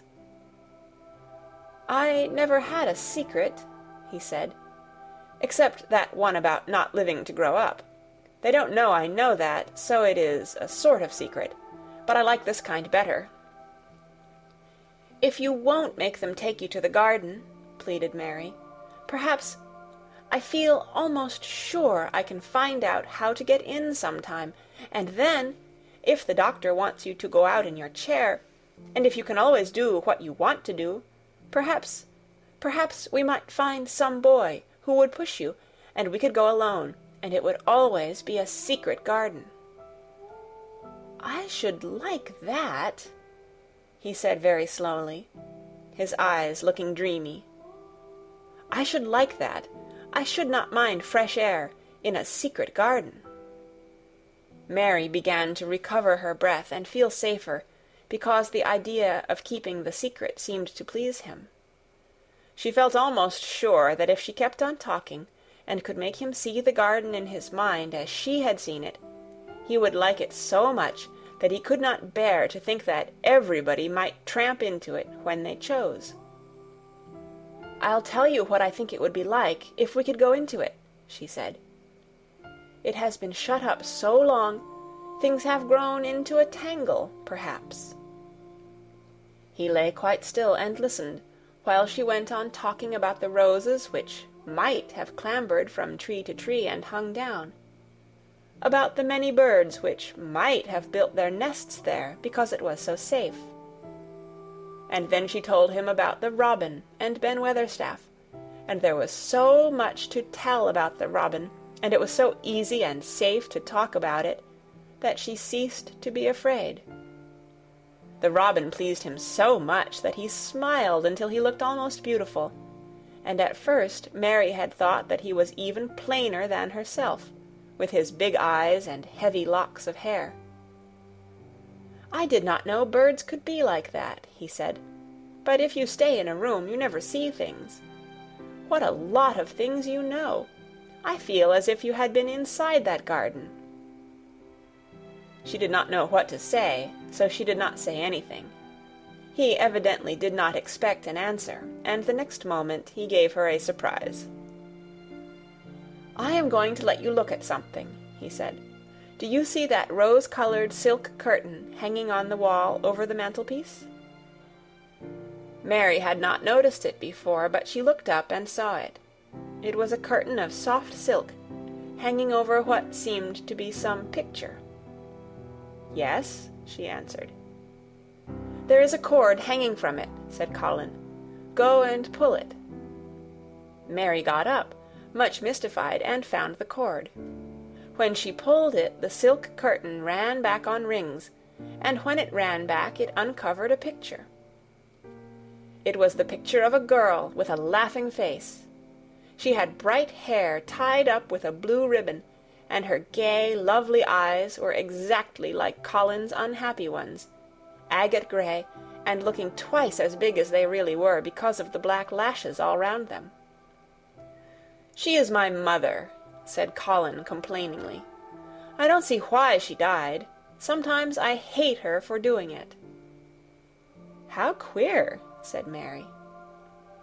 "If she had lived, I believe I should not have been ill always," he grumbled. "I dare say I should have lived too, and my father would not have hated to look at me. I dare say I should have had a strong back. Draw the curtain again." Mary did as she was told, and returned to her footstool. "She is much prettier than you," she said, "but her eyes are just like yours. At least they are the same shape and color.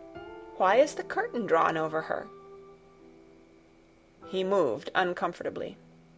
"I made them do it," he said. "Sometimes I don't like to see her looking at me. She smiles too much when I am ill and miserable. Besides, she is mine, and I don't want everyone to see her." There were a few moments of silence, and then Mary spoke. "What would Mrs. Medlock do if she found out that I had been here?" she inquired. "She would do as I told her to do," he answered, "and I should tell her that I wanted you to come here and talk to me every day. I am glad you came." "So am I," said Mary. "I will come as often as I can, but—" She hesitated. "I shall have to look every day for the garden door." "Yes, you must," said Colin, "and you can tell me about it afterward." He lay thinking a few minutes, as he had done before, and then he spoke again. "I think you shall be a secret too," he said. "I will not tell them until they find out. I can always send the nurse out of the room and say that I want to be by myself. Do you know Martha?" "Yes, I know her very well," said Mary. "She waits on me." He nodded his head toward the outer corridor. "She is the one who is asleep in the other room. The nurse went away yesterday to stay all night with her sister, and she always makes Martha attend to me when she wants to go out. Martha shall tell you when to come here." Then Mary understood Martha's troubled look when she had asked questions about the crying. "Martha knew about you all the time?" she said. "Yes, she often attends to me. The nurse likes to get away from me, and then Martha comes." "I have been here a long time," said Mary. "Shall I go away now? Your eyes look sleepy."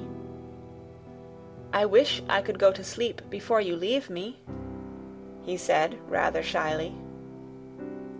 "Shut your eyes," said Mary, drawing her footstool closer, "and I will do what my ayah used to do in India. I will pat your hand and stroke it, and sing something quite low." "I should like that, perhaps," he said drowsily. Somehow she was sorry for him, and did not want him to lie awake, so she leaned against the bed and began to stroke and pat his hand, and sing a very low little chanting song in Hindustani.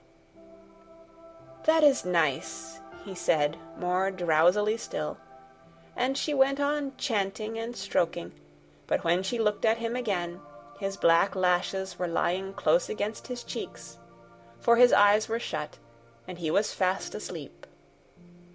So she got up softly, took her candle, and crept away without making a sound. End of chapter 13. Read by Kara Schallenberg on January 27th, 2006, in Oceanside, California.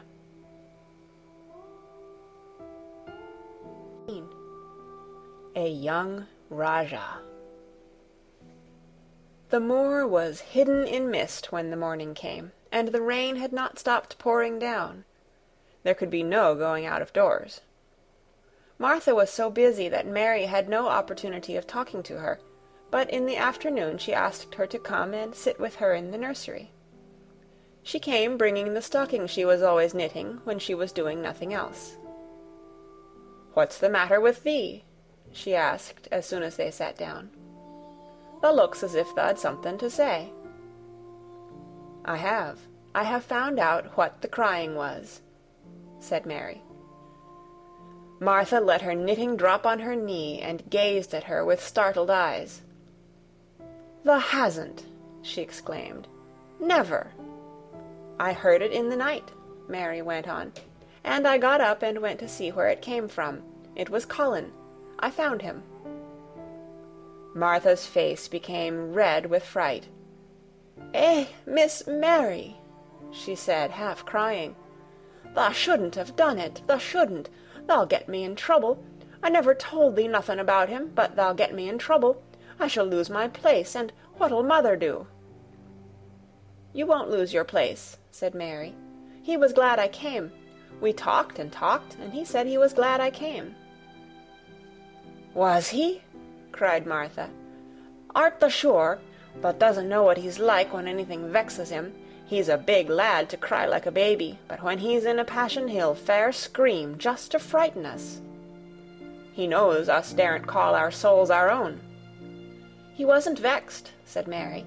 "I asked him if I should go away, and he made me stay.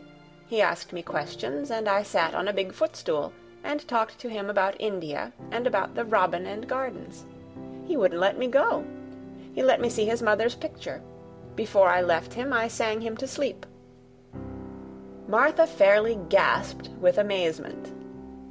"I can scarcely believe thee," she protested. "It's as if thou'd walked straight into a lion's den. If he'd been like he is most times, he'd have throwed himself into one of his tantrums and roused the house. He won't let strangers look at him." "He let me look at him. I looked at him all the time, and he looked at me. We stared," said Mary. "I don't know what to do," cried agitated Martha. "If Mrs. Medlock finds out, she'll think I broke orders and told thee, and I shall be packed back to mother." "He is not going to tell Mrs. Medlock anything about it yet. It's to be a sort of secret just at first," said Mary firmly. "And he says everybody is obliged to do as he pleases."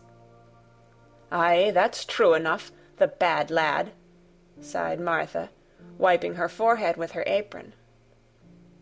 "He says Mrs. Medlock must, and he wants me to come and talk to him every day, and you are to tell me when he wants me." "Me?" said Martha. "I shall lose my place. I shall, for sure." "You can't if you are doing what he wants you to do, and everybody is ordered to obey him," Mary argued. "Does thou mean to say," cried Martha with wide-open eyes, "that he was nice to thee?" "I think he almost liked me," Mary answered. "Then thou must have bewitched him," decided Martha, drawing a long breath. "Do you mean magic?" inquired Mary. "I've heard about magic in India, but I can't make it. I just went into his room, and I was so surprised to see him I stood and stared. And then he turned round and stared at me, and he thought I was a ghost or a dream, and I thought perhaps he was. And it was so queer being there alone together in the middle of the night and not knowing about each other. and we began to ask each other questions.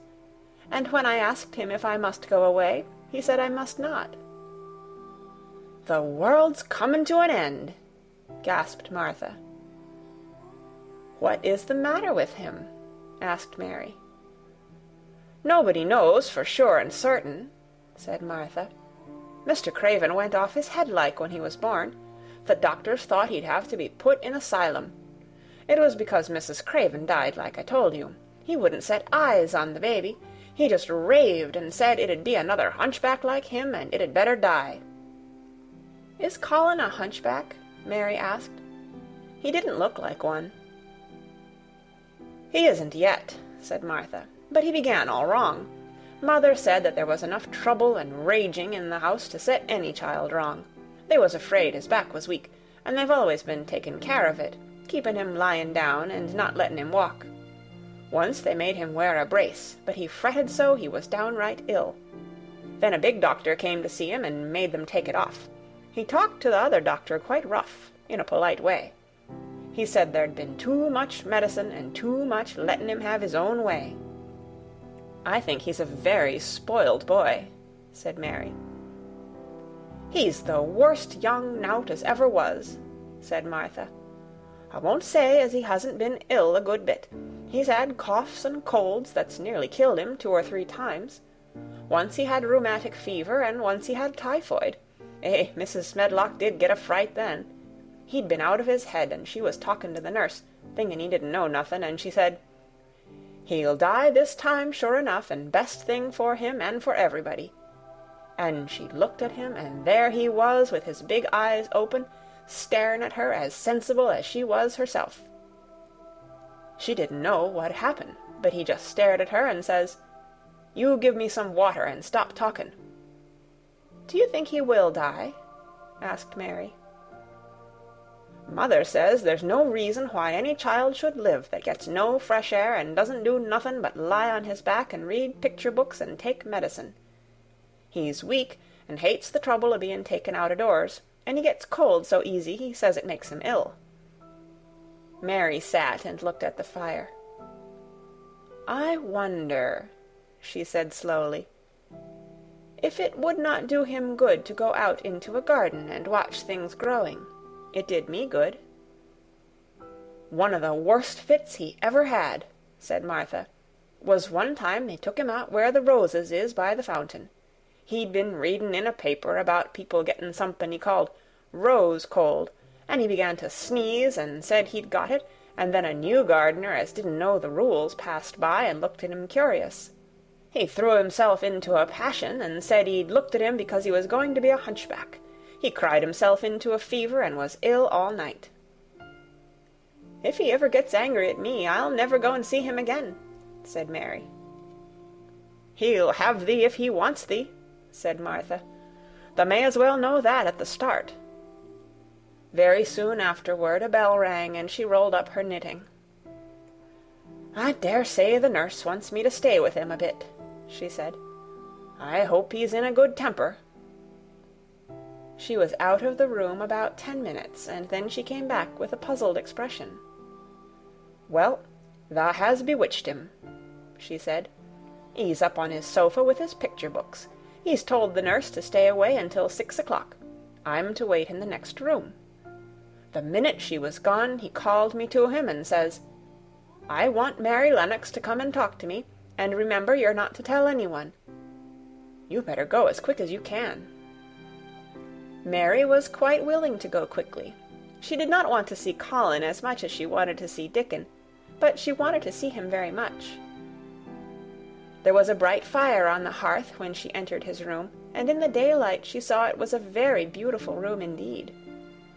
There were rich colors in the rugs and hangings, and pictures and books on the walls which made it look glowing and comfortable, even in spite of the gray sky and falling rain.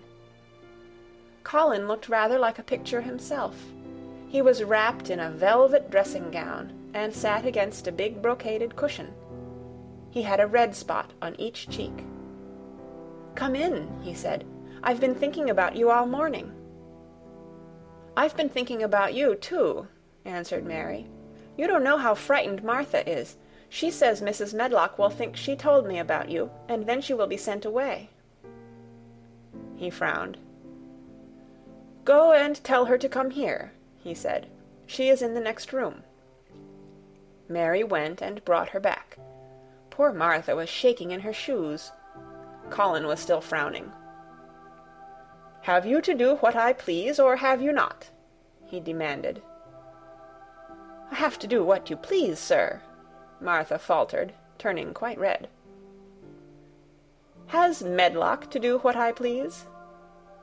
"Everybody has, sir," said Martha. "Well, then, if I order you to bring Miss Mary to me, how can Medlock send you away if she finds it out?" "Please don't let her, sir," pleaded Martha. "I'll send her away if she dares to say a word about such a thing," said Master Craven grandly. "She wouldn't like that, I can tell you." "Thank you, sir," bobbing a curtsy. "I want to do my duty, sir." "What I want is your duty," said Colin more grandly still. "I'll take care of you. Now go away."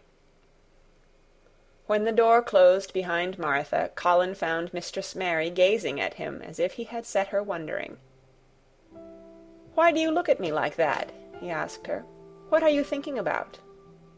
"I am thinking about two things." "What are they? Sit down and tell me." "This is the first one," said Mary, seating herself on the big stool.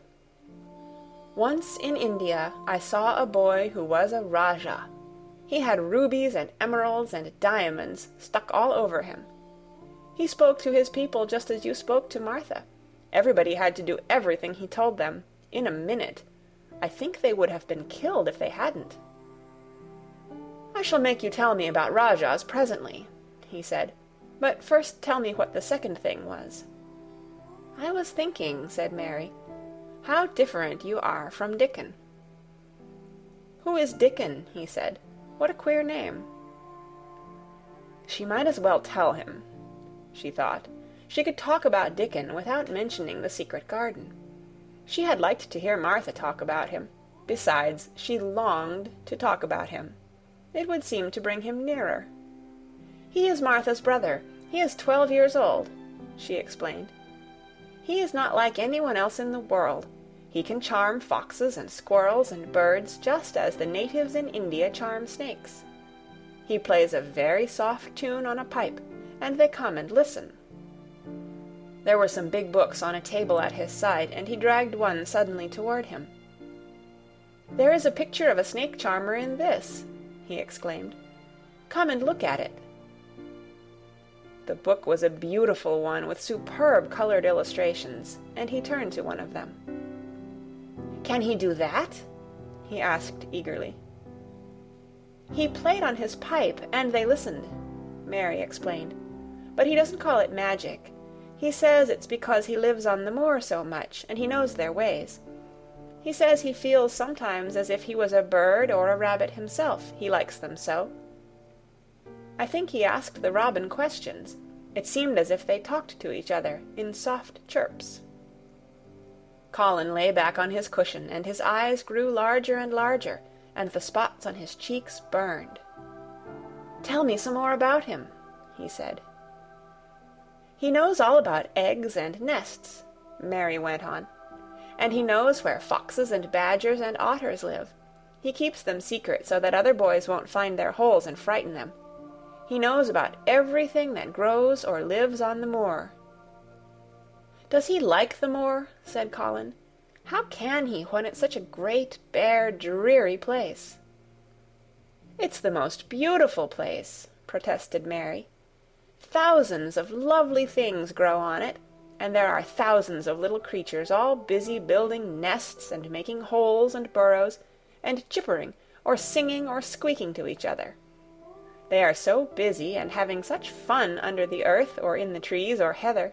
It's their world." "How do you know all that?" said Colin, turning on his elbow to look at her. "I have never been there once, really," said Mary, suddenly remembering. "I only drove over it in the dark. I thought it was hideous. Martha told me about it first, and then Dickon. When Dickon talks about it, you feel as if you saw things and heard them, and as if you were standing in the heather with the sun shining, and the gorse smelling like honey, and all full of bees and butterflies." "You never see anything if you are ill," said Colin restlessly. He looked like a person listening to a new sound in the distance and wondering what it was. "You can't if you stay in a room," said Mary. "I couldn't go on the moor," he said in a resentful tone. Mary was silent for a minute, and then she said something bold. "You might, sometime." He moved as if he were startled. "Go on the moor? How could I? I am going to die." "How do you know?" said Mary unsympathetically. She didn't like the way he had of talking about dying. She did not feel very sympathetic. She felt rather as if he almost boasted about it. "Oh, I've heard it ever since I remember," he answered crossly. "They are always whispering about it and thinking I don't notice. They wish I would, too." Mistress Mary felt quite contrary. She pinched her lips together. "If they wished I would," she said, "I wouldn't. Who wishes you would?" "The servants, and of course Dr. Craven, because he would get Misselthwaite and be rich instead of poor. He daren't say so, but he always looks cheerful when I am worse. When I had typhoid fever, his face got quite fat. I think my father wishes it too." "I don't believe he does," said Mary quite obstinately. That made Colin turn and look at her again. "Don't you?" he said. And then he lay back on his cushion and was still, as if he were thinking. And there was quite a long silence. Perhaps they were both of them thinking strange things children do not usually think. "I like the grand doctor from London, because he made them take the iron thing off," said Mary at last. "Did he say you were going to die?" "No." "What did he say?" "He didn't whisper," Colin answered. "Perhaps he knew I hated whispering. I heard him say one thing quite aloud. He said, 'The lad might live if he would make up his mind to it. Put him in the humour.' It sounded as if he was in a temper." "I'll tell you who would put you in the humour, perhaps," said Mary, reflecting. She felt as if she would like this thing to be settled one way or the other.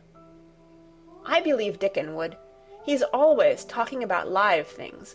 He never talks about dead things or things that are ill. He's always looking up in the sky to watch birds flying, or looking down at the earth to see something growing. He has such round blue eyes, and they are so wide open with looking about. And he laughs such a big laugh with his wide mouth, and his cheeks are as red as cherries." She pulled her stool nearer to the sofa, and her expression quite changed at the remembrance of the wide curving mouth and wide open eyes. "See here," she said, "don't let us talk about dying. I don't like it. Let us talk about living. Let us talk and talk about Dickon, and then we will look at your pictures." It was the best thing she could have said. To talk about Dickon meant to talk about the moor, and about the cottage and the 14 people who lived in it on 16 shillings a week, and the children who got fat on the moor grass like the wild ponies, and about Dickon's mother, and the skipping rope, and the moor with the sun on it, and about pale green points sticking up out of the black sod. And it was all so alive that Mary talked more than she had ever talked before, and Colin both talked and listened as he had never done either before. And they both began to laugh over nothings, as children will when they are happy together. And they laughed so that in the end they were making as much noise as if they had been two ordinary, healthy, natural 10-year-old creatures, instead of a hard little unloving girl and a sickly boy who believed that he was going to die. They enjoyed themselves so much that they forgot the pictures and they forgot about the time. They had been laughing quite loudly over Ben Weatherstaff and his robin, and Colin was actually sitting up as if he had forgotten about his weak back, when he suddenly remembered something. "Do you know, there is one thing we have never once thought of," he said. "We are cousins." It seemed so queer that they had talked so much and never remembered this simple thing that they laughed more than ever, because they had got into the humor to laugh at anything. And in the midst of the fun the door opened, and in walked Dr. Craven and Mrs. Medlock. Dr. Craven started in actual alarm, and Mrs. Medlock almost fell back because he had accidentally bumped against her. "Good Lord!" exclaimed poor Mrs. Medlock, with her eyes almost starting out of her head. "Good Lord!" "What is this?" said Dr. Craven, coming forward. "What does it mean?" Then Mary was reminded of the boy Rajah again. Colin answered as if neither the doctor's alarm nor Mrs. Medlock's terror were of the slightest consequence. He was as little disturbed or frightened as if an elderly cat and dog had walked into the room. "This is my cousin, Mary Lennox," he said. "I asked her to come and talk to me. I like her. She must come and talk to me whenever I send for her." Dr. Craven turned reproachfully to Mrs. Medlock. "Oh, sir," she panted, "I don't know how it's happened. There's not a servant on the place that dare to talk. They all have their orders." "Nobody told her anything," said Colin. "She heard me crying and found me herself. I am glad she came. Don't be silly, Medlock." Mary saw that Dr. Craven did not look pleased, but it was quite plain that he dare not oppose his patient. He sat down by Colin and felt his pulse. "I am afraid there has been too much excitement. Excitement is not good for you, my boy," he said.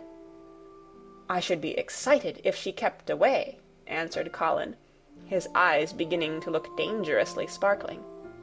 "I am better. She makes me better. The nurse must bring up her tea with mine. We will have tea together." Mrs. Medlock and Dr. Craven looked at each other in a troubled way, but there was evidently nothing to be done. "He does look rather better, sir," ventured Mrs. Medlock. "But," thinking the matter over, "he looked better this morning before she came into the room." "She came into the room last night. She stayed with me a long time. She sang a Hindustani song to me, and it made me go to sleep," said Colin. "I was better when I wakened up. I wanted my breakfast. I want my tea now. Tell Nurse, Medlock." Dr. Craven did not stay very long. He talked to the nurse for a few minutes when she came into the room, and said a few words of warning to Colin. He must not talk too much. He must not forget that he was ill. He must not forget that he was very easily tired. Mary thought that there seemed to be a number of uncomfortable things he was not to forget. Colin looked fretful and kept his strange black-lashed eyes fixed on Dr. Craven's face. "I want to forget it," he said at last. "She makes me forget it. That is why I want her." Dr. Craven did not look happy when he left the room. He gave a puzzled glance at the little girl sitting on the large stool. She had become a stiff, silent child again as soon as he entered, and he could not see what the attraction was. The boy actually did look brighter, however, and he sighed rather heavily as he went down the corridor. "They are always wanting me to eat things when I don't want to," said Colin, as the nurse brought in the tea and put it on the table by the sofa. "Now, if you'll eat, I will. Those muffins look so nice and hot. Tell me about Rajahs." End of chapter 14. Read by Kara Schallenberg on January 31st, 2006, in Oceanside, California. After another week of rain, the high arch of blue sky appeared again, and the sun which poured down was quite hot. Though there had been no chance to see either the secret garden or Dickon, Mistress Mary had enjoyed herself very much. The week had not seemed long. She had spent hours of every day with Colin in his room, talking about Rajahs, or gardens, or Dickon and the cottage on the moor. They had looked at the splendid books and pictures, and sometimes Mary had read things to Colin, and sometimes he had read a little to her. When he was amused and interested, she thought he scarcely looked like an invalid at all, except that his face was so colourless, and he was always on the sofa. "You are a sly young one to listen and get out of your bed to go following things up like you did that night," Mrs. Medlock said once. "But there's no saying it's not been a sort of blessing to the lot of us. He's not had a tantrum or a whining fit since you made friends. The nurse was just going to give up the case because she was so sick of him, but she says she doesn't mind staying now you've gone on duty with her," laughing a little. In her talks with Colin, Mary had tried to be very cautious about the secret garden. There were certain things she wanted to find out from him, but she felt that she must find them out without asking him direct questions. In the first place, as she began to like to be with him, she wanted to discover whether he was the kind of boy you could tell a secret to. He was not in the least like Dickon, but he was evidently so pleased with the idea of a garden no one knew anything about that she thought perhaps he could be trusted. But she had not known him long enough to be sure. The second thing she wanted to find out was this: if he could be trusted, if he really could, wouldn't it be possible to take him to the garden without having anyone find it out? The grand doctor had said that he must have fresh air, and Colin had said that he would not mind fresh air in a secret garden. Perhaps if he had a great deal of fresh air, and knew Dickon and the robin, and saw things growing, he might not think so much about dying. Mary had seen herself in the glass sometimes lately when she had realized that she looked quite a different creature from the child she had seen when she arrived from India. This child looked nicer. Even Martha had seen a change in her. "The air from the moor has done thee good already," she had said. "Thou'rt not nigh so yeller, and thou'rt not nigh so scrawny. Even the hair doesn't slamp down on the head so flat. It's got some life in it, so as it sticks out a bit." "It's like me," said Mary. "It's growing stronger and fatter. I'm sure there's more of it." "It looks it for sure," said Martha, ruffling it up a little round her face. "Thou'rt not half so ugly when it's that way, and there's a bit of red in the cheeks." If gardens and fresh air had been good for her, perhaps they would be good for Colin.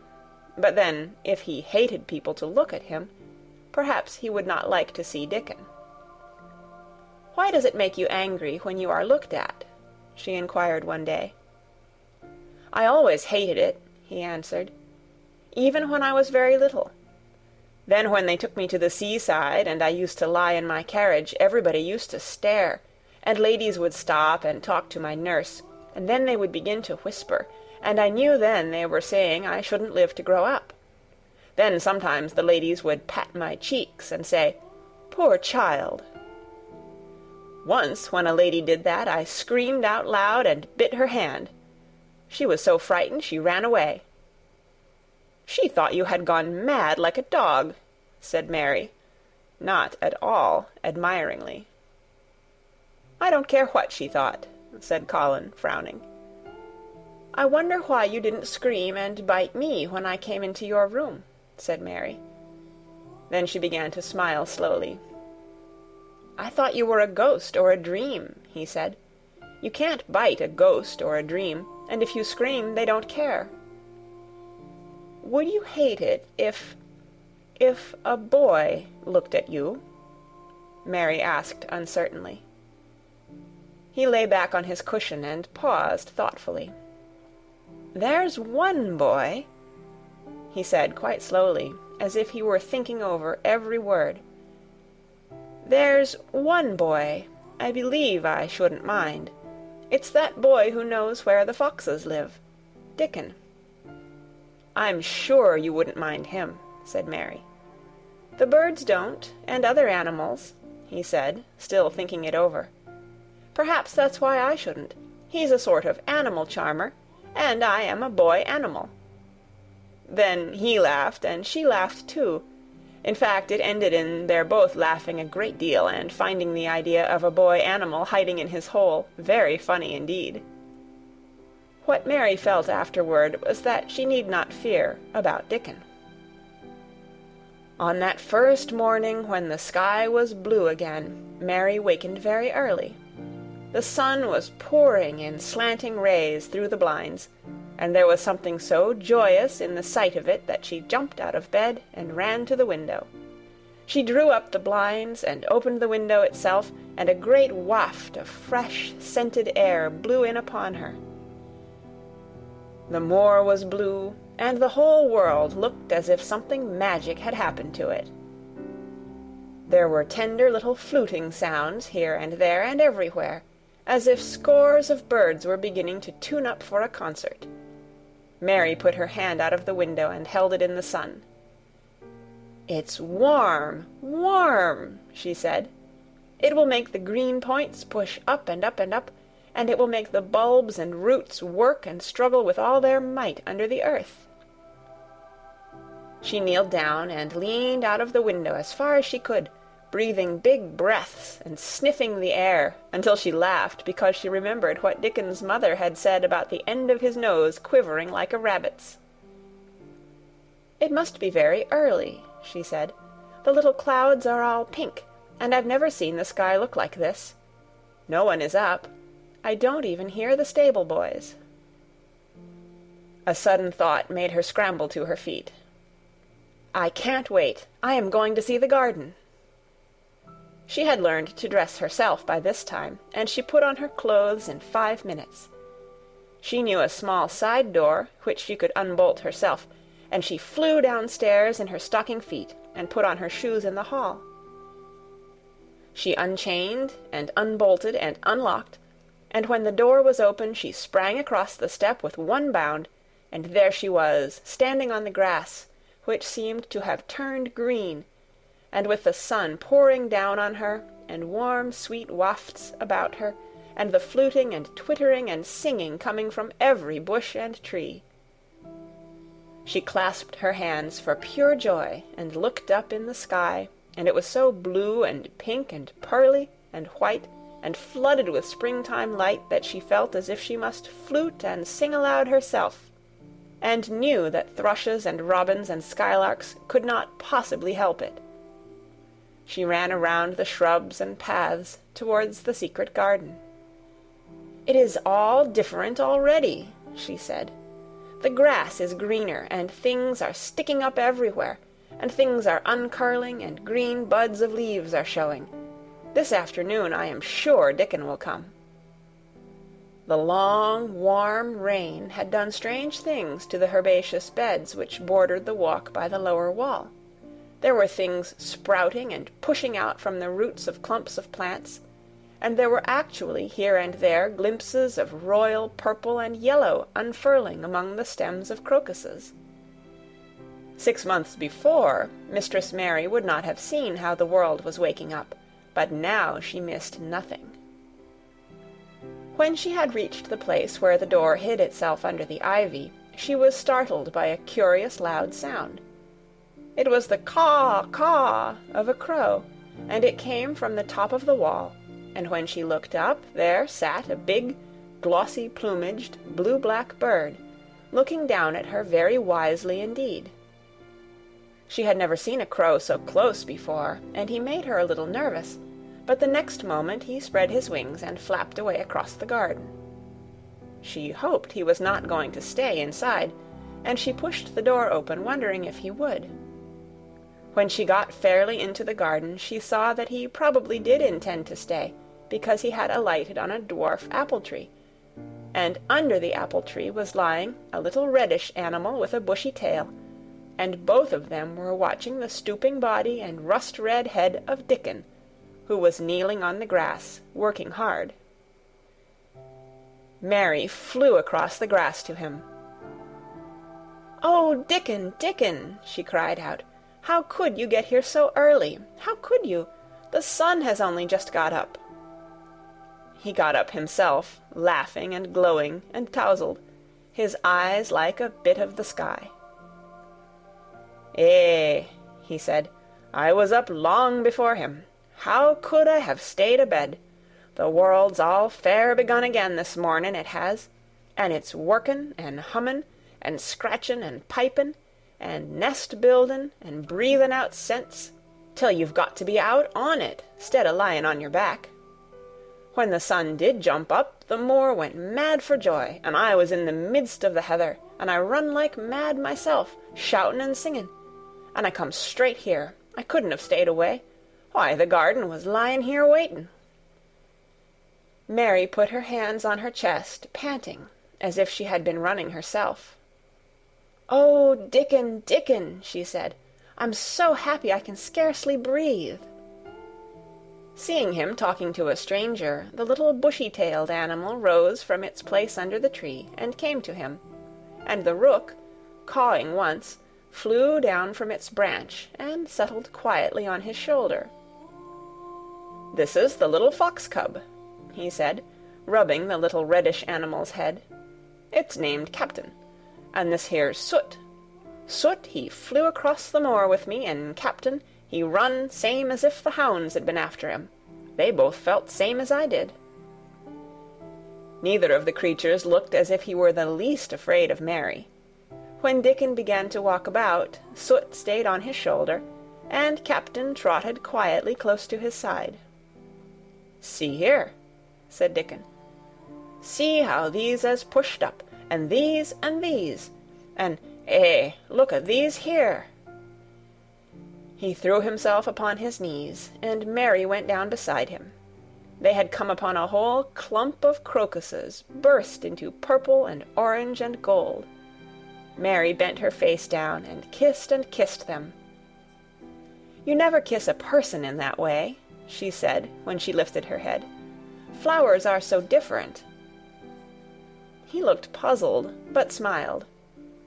He said, "I've kissed Mother many a time that way, when I come in from the moor after a day's roamin', and she stood there at the door in the sun, looking so glad and comfortable." They ran from one part of the garden to another, and found so many wonders that they were obliged to remind themselves that they must whisper or speak low. He showed her swelling leaf buds on rose branches which had seemed dead. He showed her 10,000 new green points pushing through the mold.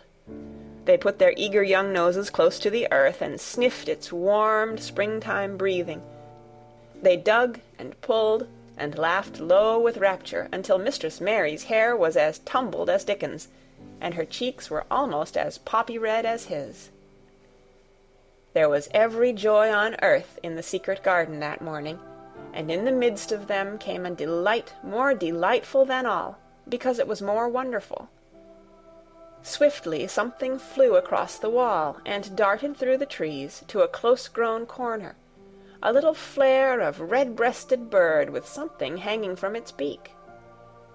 Dickon stood quite still and put his hand on Mary almost as if they had suddenly found themselves laughing in church. "We munnot stir," he whispered in broad Yorkshire. "We munnot scarce breathe. I knowed he was mate-huntin' when I seed him last. It's Ben Weatherstaff's robin. He's buildin' his nest. He'll stay here, if us don't fright him." They settled down softly upon the grass and sat there without moving. "Us mustn't seem as if us was watchin' him too close," said Dickon. "He'd be out with us for good if he got the notion us was interferin' now. He'll be a good bit different till all this is over. He's settin' up housekeepin'. He'll be shyer and readier to take things ill. He's got no time for visitin' and gossipin'. Us must keep still a bit, and try to look as if us was grass and trees and bushes. Then when he's got used to seein' us, I'll chirp a bit, and he'll know us'll not be in his way." Mistress Mary was not at all sure that she knew, as Dickon seemed to, how to try to look like grass and trees and bushes.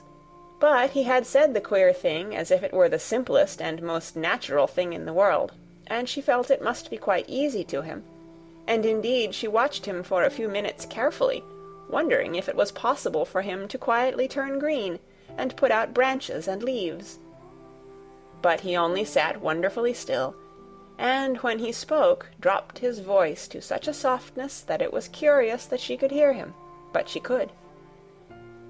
"It's part o' the springtime," this nest-buildin' is," he said. "I warrant it's been goin' on in the same way every year since the world was begun. They've got their way o' thinkin' and doin' things, and a body had better not meddle. You can lose a friend in springtime easier than any other season, if you're too curious." "If we talk about him, I can't help looking at him," Mary said as softly as possible. "We must talk of something else. There is something I want to tell you." "He'll like it better if us talks o' something else," said Dickon. "What is it thou's got to tell me?" "Well, do you know about Colin?" she whispered. He turned his head to look at her. "What does thou know about him?" he asked. "I've seen him. I have been to talk to him every day this week. He wants me to come. He says I'm making him forget about being ill and dying," answered Mary. Dickon looked actually relieved as soon as the surprise died away from his round face. "I am glad o' that," he exclaimed. "I'm right down glad. It makes me easier. I knowed I must say nothing about him, and I don't like having to hide things." "Don't you like hiding the garden?" said Mary. "I'll never tell about it," he answered. "But I says to Mother, 'Mother,' I says, 'I got a secret to keep. It's not a bad un, thou knows that. It's no worse than hiding where a bird's nest is. Thou doesn't mind it, does thou?'" Mary always wanted to hear about Mother. "What did she say?" she asked, not at all afraid to hear. Dickon grinned sweet-temperedly. "It was just like her, what she said," he answered. "She give my head a bit of a rub and laughed, and she says, 'Eh, lad, thou can have all the secrets thou likes. I've knowed thee 12 year.'" "How did you know about Colin?" asked Mary. "Everybody as knowed about Mester Craven knowed there was a little lad as was like to be a cripple, and they knowed Mester Craven didn't like him to be talked about. Folks is sorry for Mester Craven, because Mrs. Craven was such a pretty young lady, and they was so fond of each other. Mrs. Medlock stops in our cottage whenever she goes to Thwaite, and she doesn't mind talking to Mother before us children, because she knows us has been brought up to be trusty. How did thou find out about him? Martha was in a fine trouble the last time she came home. She said tha'd heard him frettin', and thou was asking questions, and she didn't know what to say." Mary told him her story about the midnight wuthering of the wind which had wakened her, and about the faint far-off sounds of the complaining voice which had led her down the dark corridors with her candle, and had ended with her opening of the door of the dimly lighted room with the carven four-posted bed in the corner. When she described the small ivory-white face and the strange black-rimmed eyes, Dickon shook his head. "Them's just like his mother's eyes, only hers was always laughin', they say," he said. "They say as Mr. Craven can't bear to see him when he's awake, and it's because his eyes is so like his mother's, and yet looks so different in his miserable bit of a face." "Do you think he wants to die?" whispered Mary. "No, but he wishes he'd never been born. Mother, she says that's the worst thing on earth for a child. Them as is not wanted scarce ever thrives. Mr. Craven, he'd buy anything as money could buy for the poor lad, but he'd like to forget as he's on earth. For one thing, he's afraid he'll look at him some day and find he's growed hunchback." "Colin's so afraid of it himself that he won't sit up," said Mary. "He says he's always thinking that if he should feel a lump coming, he should go crazy and scream himself to death." "Eh, he oughtn't to lie there thinking things like that," said Dickon. "No lad could get well as thought them sort of things." The fox was lying on the grass close by him, looking up to ask for a pat now and then, and Dickon bent down and rubbed his neck softly, and thought a few minutes in silence. Presently he lifted his head and looked round the garden. "When first we got in here," he said, "it seemed like everything was grey. Look round now, and tell me if thou doesn't see a difference." Mary looked, and caught her breath a little. "Why," she cried, "the grey wall is changing. It is as if a green mist were creeping over it. It's almost like a green gauze veil." "Aye," said Dickon, "and it'll be greener and greener till the grey's all gone. Can thee guess what I was thinking?" "I know it was something nice," said Mary, eagerly. "I believe it was something about Colin." "I was thinking that if he was out here, he wouldn't be watching for lumps to grow on his back. He'd be watching for buds to break on the rose bushes, and he'd likely be healthier," explained Dickon. "I was wondering if us could ever get him in the humour to come out here and lie under the trees in his carriage." "I've been wondering that myself. I've thought of it almost every time I've talked to him," said Mary. "I've wondered if he could keep a secret, and I've wondered if we could bring him here without anyone seeing us. I thought perhaps you could push his carriage. The doctor said he must have fresh air, and if he wants us to take him out no one dare disobey him. He won't go out for other people, and perhaps they will be glad if he will go out with us. He could order the gardeners to keep away so they wouldn't find out." Dickon was thinking very hard as he scratched Captain's back. "It'd be good for him, I'll warrant," he said. "Us'd not be thinking he'd better never been born. Us'd be just two children watching a garden grow, and he'd be another. Two lads and a little lass just looking on at the springtime. I warrant it'd be better than doctor's stuff." "He's been lying in his room so long, and he's always been so afraid of his back, that it has made him queer," said Mary. "He knows a good many things out of books, but he doesn't know anything else. He says he has been too ill to notice things, and he hates going out of doors, and hates gardens and gardeners. But he likes to hear about this garden because it is a secret. I daren't tell him much, but he said he wanted to see it." "Us'll have him out here some time for sure," said Dickon. "I could push his carriage well enough. Has thee noticed how the robin and his mate has been working while we've been sitting here? Look at him perched on that branch, wondering where it'd be best to put that twig he's got in his beak." He made one of his low, whistling calls, and the robin turned his head and looked at him inquiringly, still holding his twig. Dickon spoke to him as Ben Weatherstaff did, but Dickon's tone was one of friendly advice. "Wheresoever thou puts it," he said, "it'll be all right. Thou knew how to build the nest before thou came out of the egg. Get on with thee, lad. Thou'st got no time to lose." "Oh, I do like to hear you talk to him," Mary said, laughing delightedly. "Ben Weatherstaff scolds him and makes fun of him, and he hops about and looks as if he understood every word, and I know he likes it. Ben Weatherstaff says he is so conceited he would rather have stones thrown at him than not be noticed." Dickon laughed too, and went on talking. "Thou knows us won't trouble thee," he said to the robin. "Us is near being wild things ourselves. Us is nest-building too, bless thee. Look out thou doesn't tell on us." And though the robin did not answer, because his beak was occupied, Mary knew that when he flew away with his twig to his own corner of the garden, the darkness of his dew-bright eye meant that he would not tell their secret for the world. End of chapter 15.